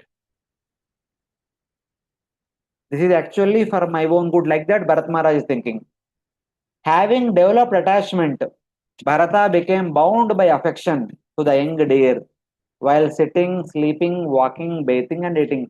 Definitely, as parents develop attract affection toward the children, attachment toward the children, same way, Bharat Maharaj, since he is taking care of the deer so well, he became attached to the deer. There is no doubt about it. Anusangaha means attachment. Mruga, Jahuna means with the young deer. When he went to collect kusha grass, flowers, wood, leaves, fruits, roots, and water, fearing danger from monkeys, jackals, and wild dogs, he would enter the forest with the young deer. Wherever he would go, he would keep the deer upon his shoulders and go to the forest to fetch some wood, fetch some kusha grass, fetch some flowers, fetch some leaves, fruits, and roots. Wherever he would go, he would carry the baby deer, keeping it on his shoulders. The verse describes his affection. He feared the monkeys, jackals, and dogs. If he leaves the deer behind in the ashram, the forest animals may come and pounce upon the deer. Thinking like that, he would always keep it with him. His mind filled with affection and attachment as he walked here and there in the forest. Unaware of the dangers, he would carry the unaware of the dangers. He would carry the deer on his shoulders since it was helpless, or keep it on his lap or chest. Petting the deer, he felt great bliss. So, wherever he went out of fear of the forest animals, he would carry the deer along with him. If he would sit, he would keep the deer on his lap. He would sleep, he would keep the deer close to his chest and sleep. So that's how he was spending his time. So while taking care of the deer, he experienced greatest bliss. Just like parents experience greatest bliss while taking care of the small babies. He would walk on the muddy earth where there was grass for the deer. He was unaware that he may sink in the mud. He was attached. So when he would walk on the forest paths where there may be the muddy ponds are there, he would keep the deer on his shoulders and he would walk. He was not worried about his own safety, but he was worried about the safety of the deer. That is one point mentioned here.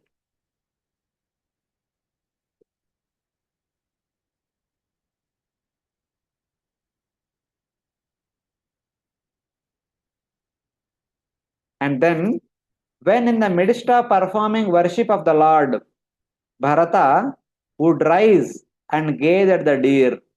Bharata would offer blessings to the deer with mind, joyful and seeing it. O young deer, all blessings to you. So while he was engaged in performing yajna or deity worship, the deer would roam around. When the deer goes out of sight, he would stop deity worship and get up and look into the deer, where the deer is there. When he sees the deer, he would say that, Badramastu, Badramastu. Swastisthad vasta te sarvatraiti. Mera beta, अच्छा रहो, जीते रहो. Like that he would bless. While performing worship of the Lord, he would think, I do not know where the deer has gone. He would rise and look for the deer. Prutakstena means recovering himself, gaining bliss and seeing the deer. When he sees the deer, he would become happy. If he does not see the deer, Hare Krishna. He would be in great anxiety.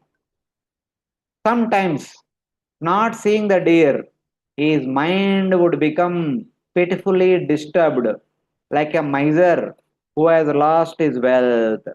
He would become greatly bewildered and lament. His heart was pained by the pangs of separation from the small deer. With longing to see, he would speak as follows. If he would not find the deer, he would completely neglect the performance of the deity worship or performing the yajna. He would go searching for the deer, feeling so sorry that I could not take care of the deer properly. The mother gave the deer to my protection. I could not protect it. What happened? What wild animal came and killed it and eaten it? Like that, he would imagine so many things, and then he would constantly in anxiety. Sometimes, not seeing the deer, he would become bewildered out of longing to see it. So, what was the thought process? What was the anxiety we go through when he does not see the deer? That is explained from 16 to 25. Please read the translation. 16. Bharat Maharaj would think, alas, the deer is now helpless. I am now very unfortunate, and my mind is like a cunning hunter, for it is always filled with cheating propensities and cruelty. The deer has put its faith in me just as a good man who has a natural interest in good behavior forgets the misbehavior of a cunning friend and puts his faith in him. Although I have proved faithless, will this deer return and place its faith in me?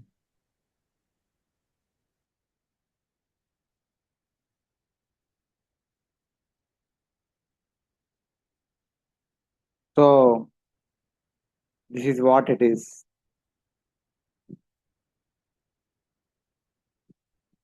So, from this verse until 25th verse, the Bhagavatam talks about what was the consciousness of Bharat Maharaj. Perhaps this young helpless deer whose mother had died, having faith in me, though I am actually cruel like a cunning or low class person and have no pious credits, will not consider my offense and will return out of kindness. So he's thinking that he's saying that the mother gave the deer in my protection. I did not take care of the deer. What kind of responsible person I am? Go hell with me, like that, he would say. So in like that he would think.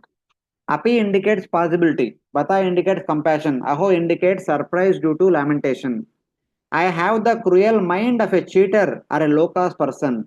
I am a heartless, being inattentive to feeding and protecting the young deer. He is not worried about that he is not performing bhakti. He is worried about a deer came for my protection. I could not take care of it properly. So like that. He is thinking himself like cruel minded, heartless, compassionless, like that. What is the cause? I have not done any pious activities. I am without good fortune.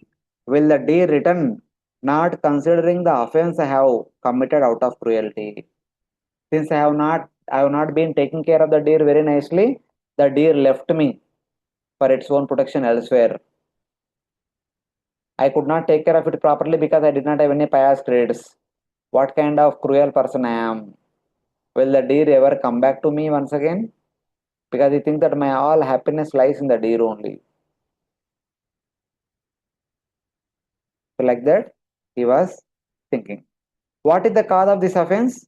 The deer considered that I was pure like it was. According to the rule, one thinks the world like oneself. Atmavan manyate jagat. The deer was thinking initially, so I am a saintly deer.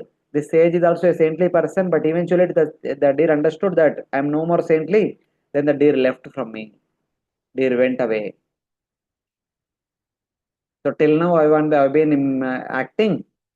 So right now my reality came out. Since I am not saintly, the deer left me. How cruel I am. Like that he was thinking.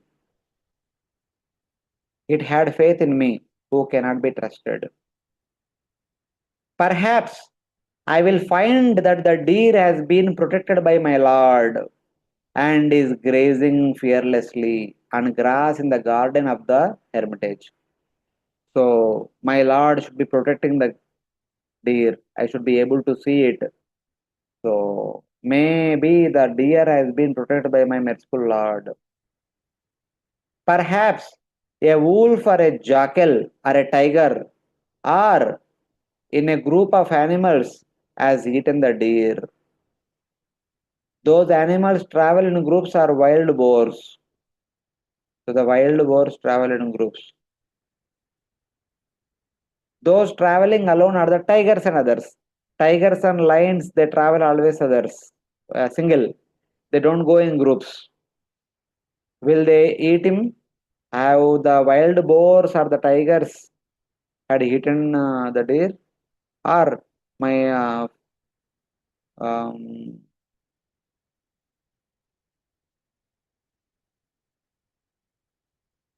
or the wolf or jackal eaten the deer or anything. He was simply thinking, he was simply contemplating what could have happened, what could have happened like that. The sun, which rises to give benefit to the whole world, composed of the three Vedas, is setting. Now the time is in the evening sunset time. He was not able to find the deer. He is thinking that tomorrow morning when sun rises, now sun is setting. Tomorrow morning when the sun rises, the whole world will be happy except me. Because tomorrow morning I will only see the remnants of my deer, the bones, the leftover bones of my deer having eaten by a lion, tiger, jackal, wild boar, etc. etc. I was the only person will be most unfortunate person tomorrow morning. The young deer entrusted to me by its mother has not returned yet. Because if not now, but whole night anything can happen to the deer. Anyone would attack and kill him. Tomorrow morning I will only see the dead remnants of the deer. I will be the most unfortunate person because sun's rising is auspicious for everyone except for me. Like that is thinking. The sun now sets. By rising, it gives benefit to the whole world. But to me alone, there is no benefit, since I am unfortunate. The sun is in the form of the Vedas and revealed the Vedas. I alone opposite to its dharma or mercy. The deer has been entrusted to me by its mother.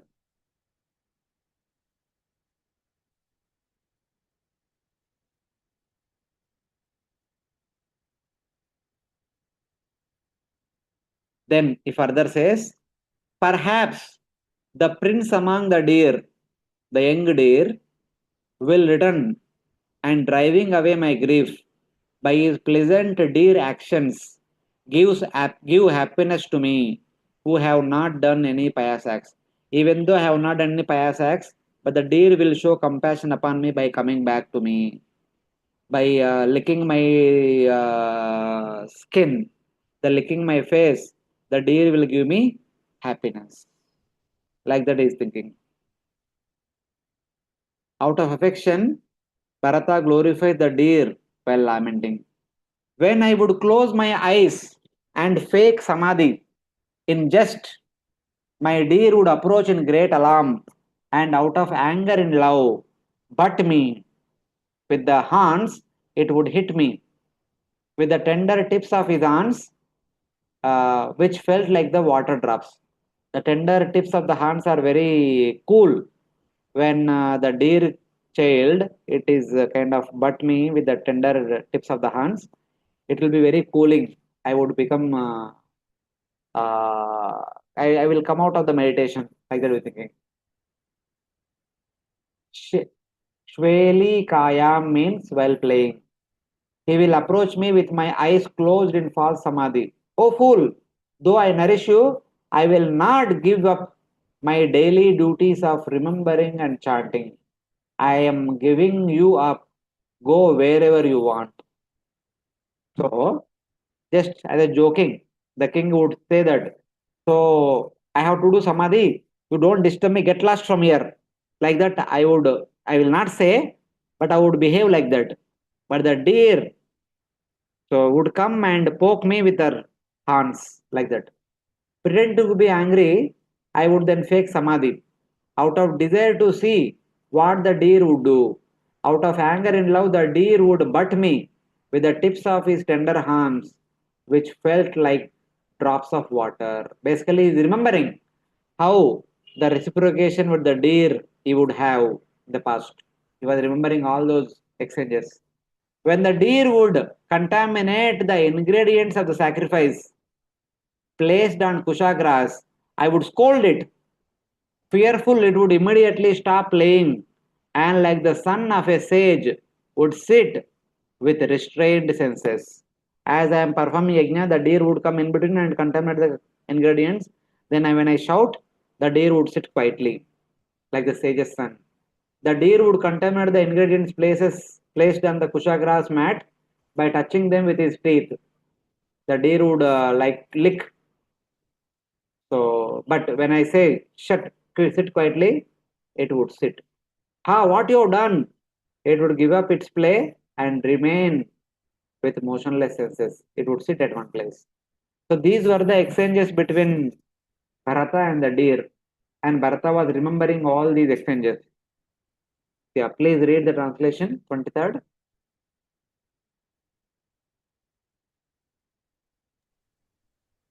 After speaking like a madman in After this, speaking, this Prabhuji continue. after speaking like a madman in this way, Maharaj Bharata got up and went outside.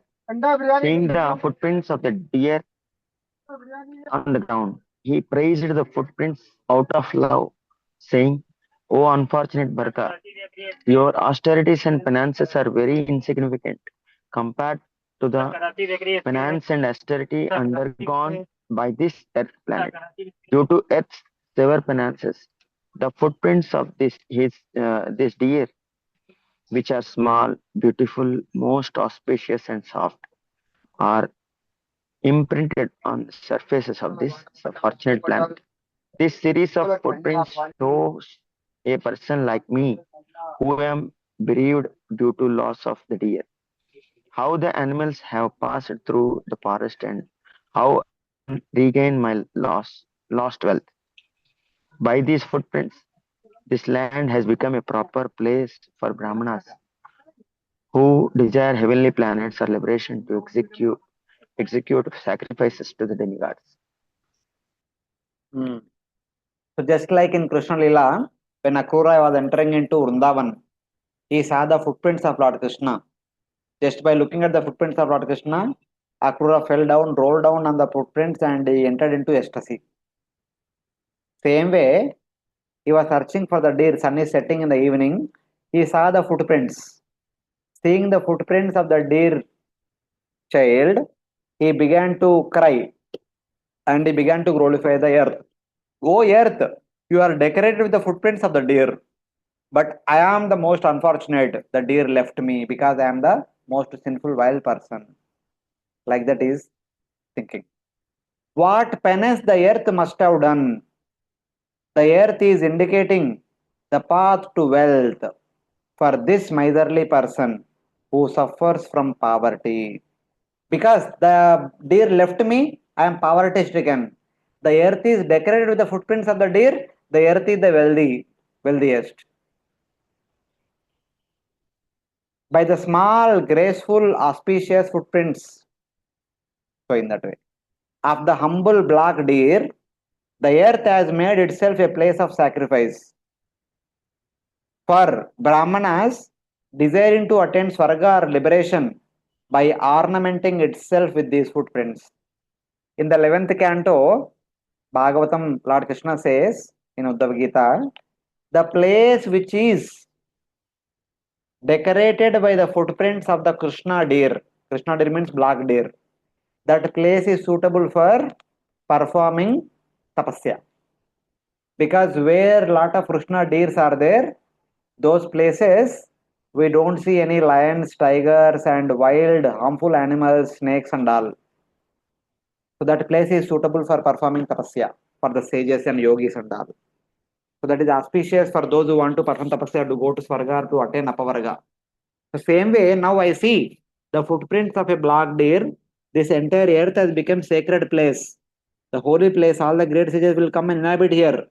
But I am the most unfortunate person. The deer left me. Talking in this way, he would then rise up and go outside. Seeing the earth marked with its footprints, he then criticized himself while glorifying the deer out of love. Oh Bharata, oh, Bharata is unfortunate. He is useless performer of penances. What penance the earth has done, that the earth that you have not done.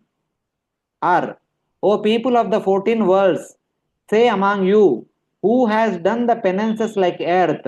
You have not done as the earth done. Among places, any place devoid of the spotted antelopes is impure. Akrishna Sharo Deshanam. So, a place which is spotted with the antelopes is pure. Antelope means black deer. Krishna deer. So, in that way.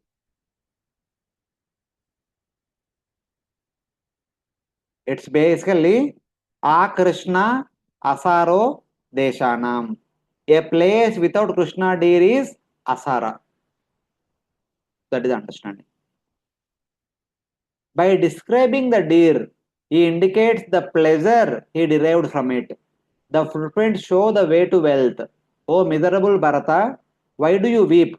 You will obtain your treasure of life, the small deer, which has entered the forest by following the trail of its footprints.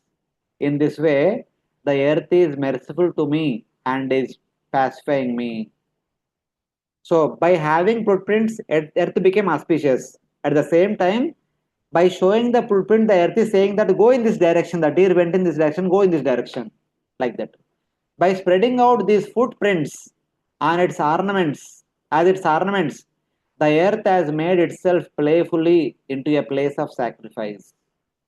Shruti says, Yasmin deshe mruga krishnas tasmin dharman nibodata. Know that there is dharma, a place of sacrifice, where the black deer resides.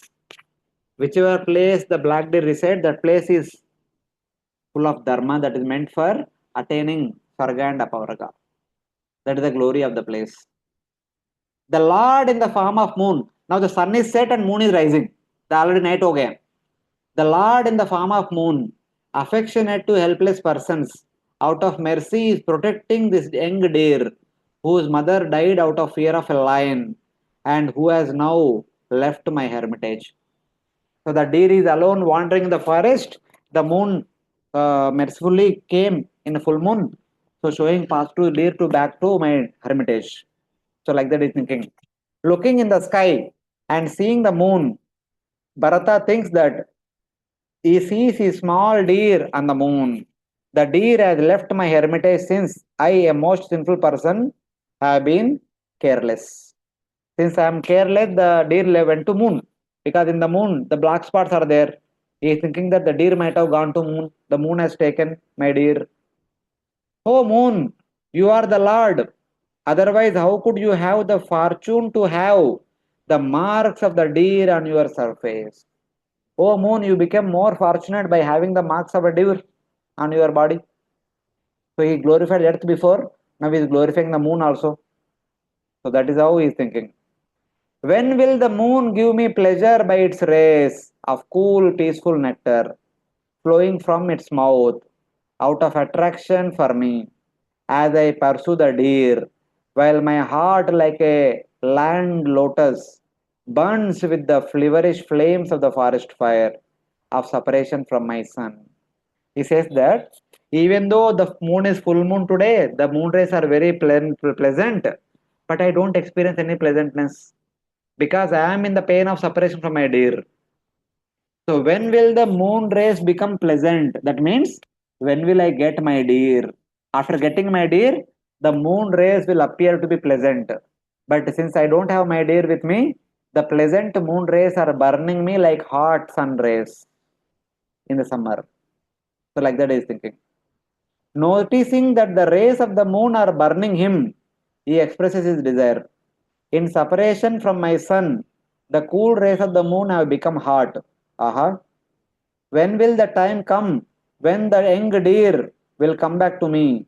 Then the moon rays will be cooling upon me. Will the moon turn me, who pursues the deer, into nectar? Will it turn me into nectar by inundating my limbs, burning in separation from the deer with its nectar? By its rate, may rays made up of nectar flowing as water constantly from its mouth, cool and peaceful, intensified by attraction for me. Just as persons skillful in mantras cool fever by applying water from their mouths, the moon should apply water from its mouth on me. The moon rays which are coming from the moon are like the moon rays coming from the mouth of the moon. But right now, they appear to be like burning sun rays. Only when I find the deer, may the moon help me to find my deer, then I will enjoy the moon, cooling moon rays. Like that, is praying to the moon. When will the deer pacify me out of affection by the touch of his mouth on my limbs? When will the deer lick me with its tongue? Then only I become cool. Till then I am very hot.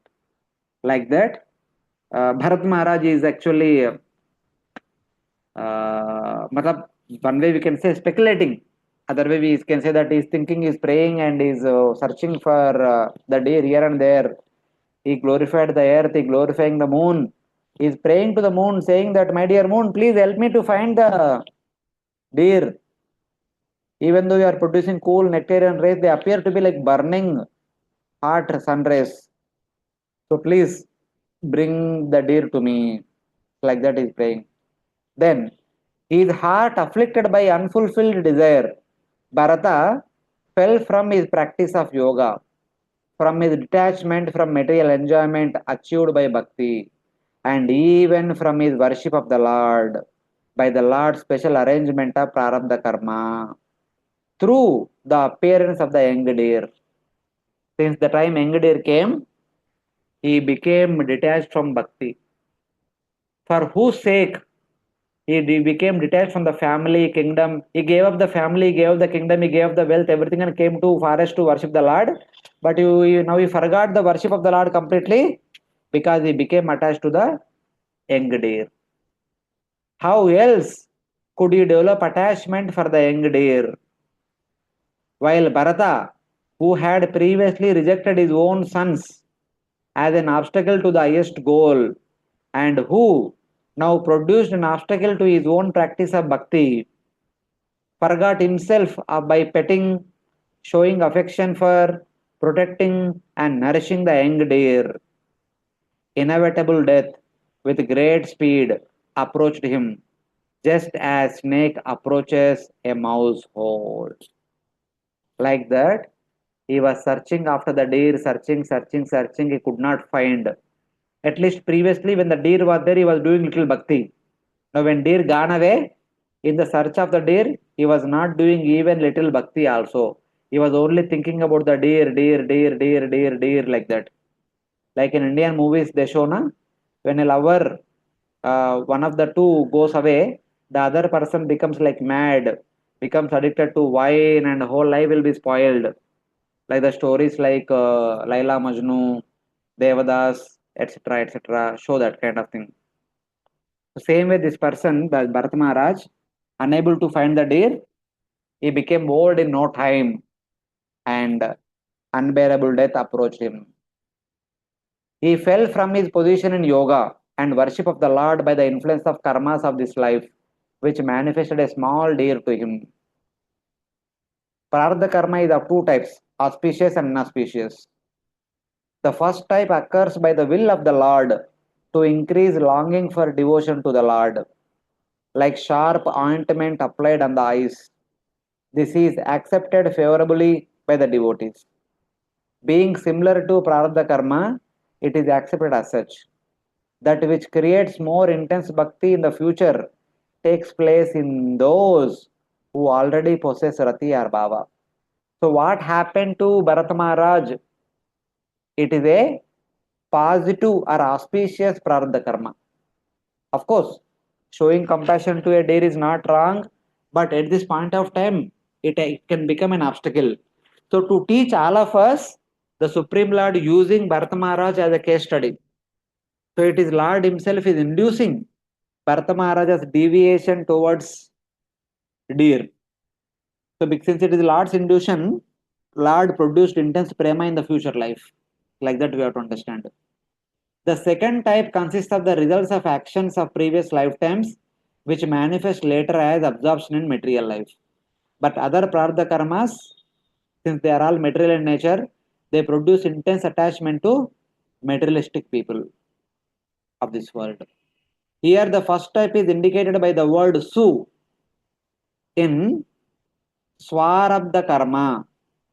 Swarabdha karma means su prarabdha karma, good prarabdha karma. He fell from his austerity of rejecting material enjoyment, which was produced by Bhakti Yoga. Of course, he was taking care of the deer, but that taking care of the deer for Bharata Maharaj cannot be seen as a material enjoyment.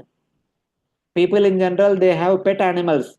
Some people take care of the cats, some people take care of the dogs, some people take care of the peacocks, some people take care of some other animals, but that is completely material. Their joy is completely materialistic joy. But Bharata Maharaj taking care of the deer out of compassion is not completely material. Since it is Lord's induced, it is as good as spiritual. Even while taking care of the deer, he was still glorifying the earth, glorifying Surya Narayana, glorifying the moon. So, even that bhakti concepts are not taken away. The bhakti concepts are there, but they are directed toward the deer. That is the only difference. The word cha means even. Even though bhakti does not have great obstacles, he fell from the worship of the Lord by the will of the Lord. How else could he fall except by prarabdha karma arranged by the will of the Lord? How can a person who had come to Bhava platform, who had already entered into Prema platform, can deviate from bhakti? Unless until it is the desire of the Supreme Lord. Like that Acharyas are saying. He had already given up his sons, or he fell by the semblance of karma in the form of the deer.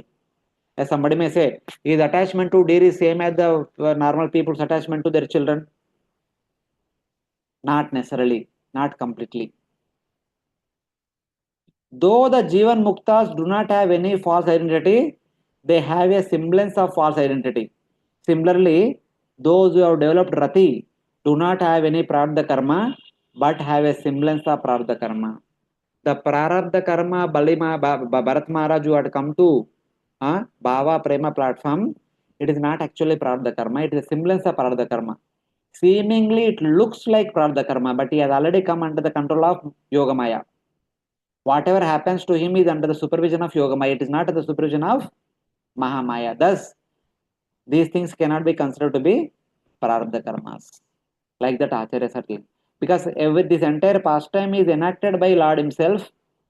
So some Acharya say that this deer is none other than Lord Vasudeva.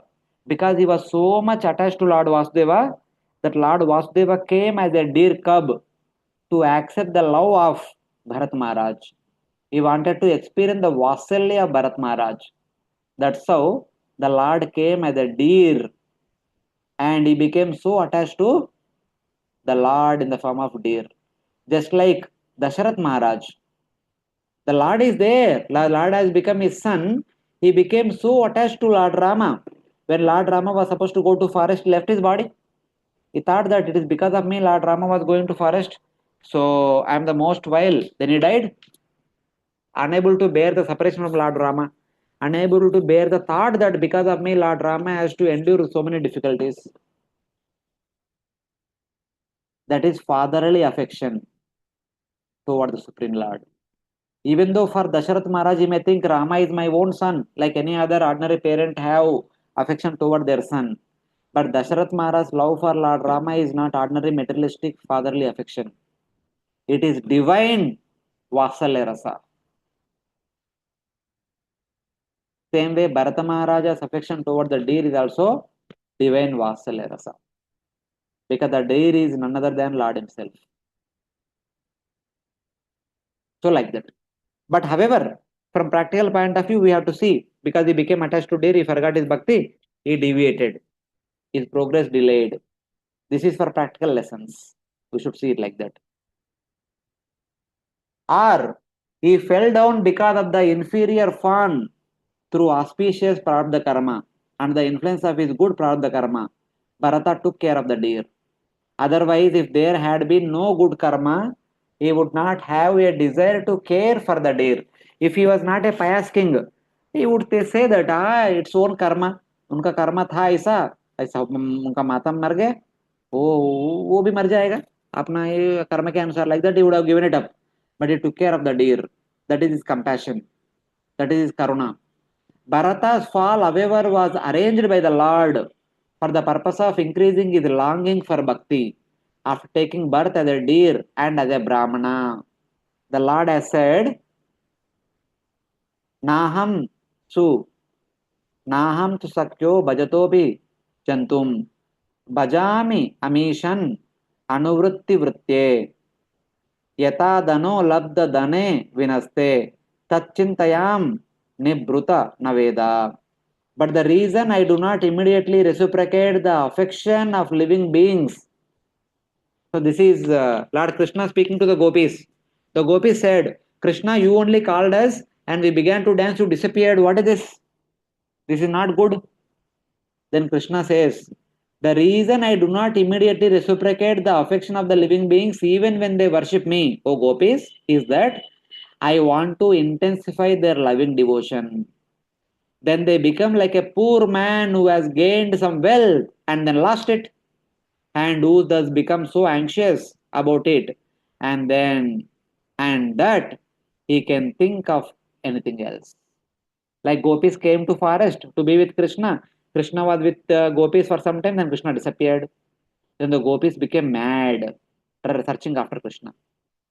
Just like a person gets some wealth by some good luck, if the wealth is taken away, he thinks that his life is gone away.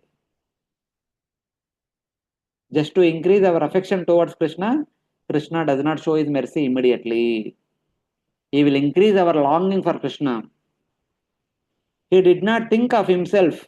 Death arrived like a snake approaching a mouse hole. He was only thinking about the deer. Where is the deer? He could not find the deer. He was searching in that search. He forgot to eat, he forgot to drink, he forgot to bathe. He became old, invalid, and death approached. He was about to die. So his death is described in the last few shlokas. So let us see these few shlokas. What is the time now?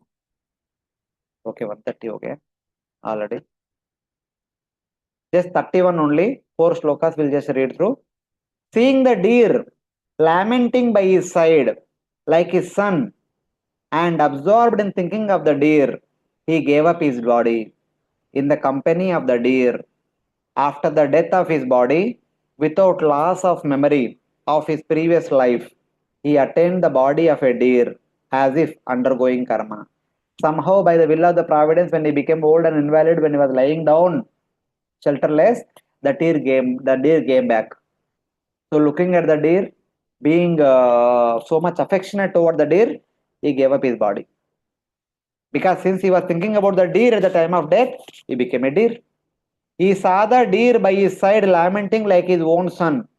Giving up his body in the presence of the deer, he attained the body of a deer, like one afflicted by karma. After his body died, his memory of his previous life was not destroyed. However, Bharata was above karma. It has already been explained that he had no prarabdha karma. It was a semblance of karma only. It was all orchestrated by the Supreme Lord himself. So, even though he is becoming deer is not because of his karma, it is because of Lord's desire only. But for practical purposes, we can see it like that. because he thought of a deer at the time of death, he became deer. By the influence of his worship of the Lord, he could remember the cause of becoming a deer in this life, and he was greatly repentant. He spoke as follows. Then he remembered his life. Even though he was a deer, he remembered his past life. He was thinking like this: I was the great devotee worshipping the Lord, but becoming attached to a deer, I left all my bhakti. What is the result? Like that he was thinking. I have fallen from the path of the great devotees into a miserable condition. I, being intelligent, had renounced material association and had alone taken shelter of the pure forest. My mind was absorbed completely and continuously in Paramatma, the soul of all souls, Bhagavan Vasudeva, by hearing, contemplation, chanting, worshipping, and remembering. But then my mind foolishly became absorbed in a young deer and fell down. I was worshipping the Lord continuously. I was able to see the Paramatma in the core of my heart. Immediately, I became attached to a deer child, deer cub. Becoming very disgusted, he gave up his dear mother and went from Kalanjara mountain. Now, when he was born as a deer to a mother, he was with the mother. He was supposed to drink the mother milk and under the care of the mother. But since he was remembering his past life, he gave up his mother. And where his mother was living in the Kalanjara mountain. But he went to Pulaha ashram, the place of the Lord, the place called Shaligrama, dear to the sages with controlled mind. Pulaha is on the bank of the Gandaki river because there are a lot of Shaligram Shilas are there. That place is called Shaligrama. Kalanjara means from his birthplace on the mountain called Kalanjara. Shaligrama is the name of the place to which he returned, where Shaligram Shilas are found lot. Then what he did there? In that place, in the Pulaha ashrama, waiting for his death, greatly disturbed by bad association, taking Paramatma as his companion, subduing on dry leaves, grasses, and bushes, bathing in the holy river daily 3 times, morning, afternoon, and 3 evening, and calculating how to end the cause of taking a deer body, he finally gave up the deer body. If he continues to eat green grasses, he would continue to live for a long time. But he was simply eating dry grasses and taking some water. So very soon he became lean. He was leading the life like a tapasvi. Very soon, by becoming lean, he gave up that deer body. Then what happened will come in the 9th chapter. He will take birth as a Brahmana Bharata, etc. That we will see in the next class. So this is for now. Sorry, I have taken a little more time. So just to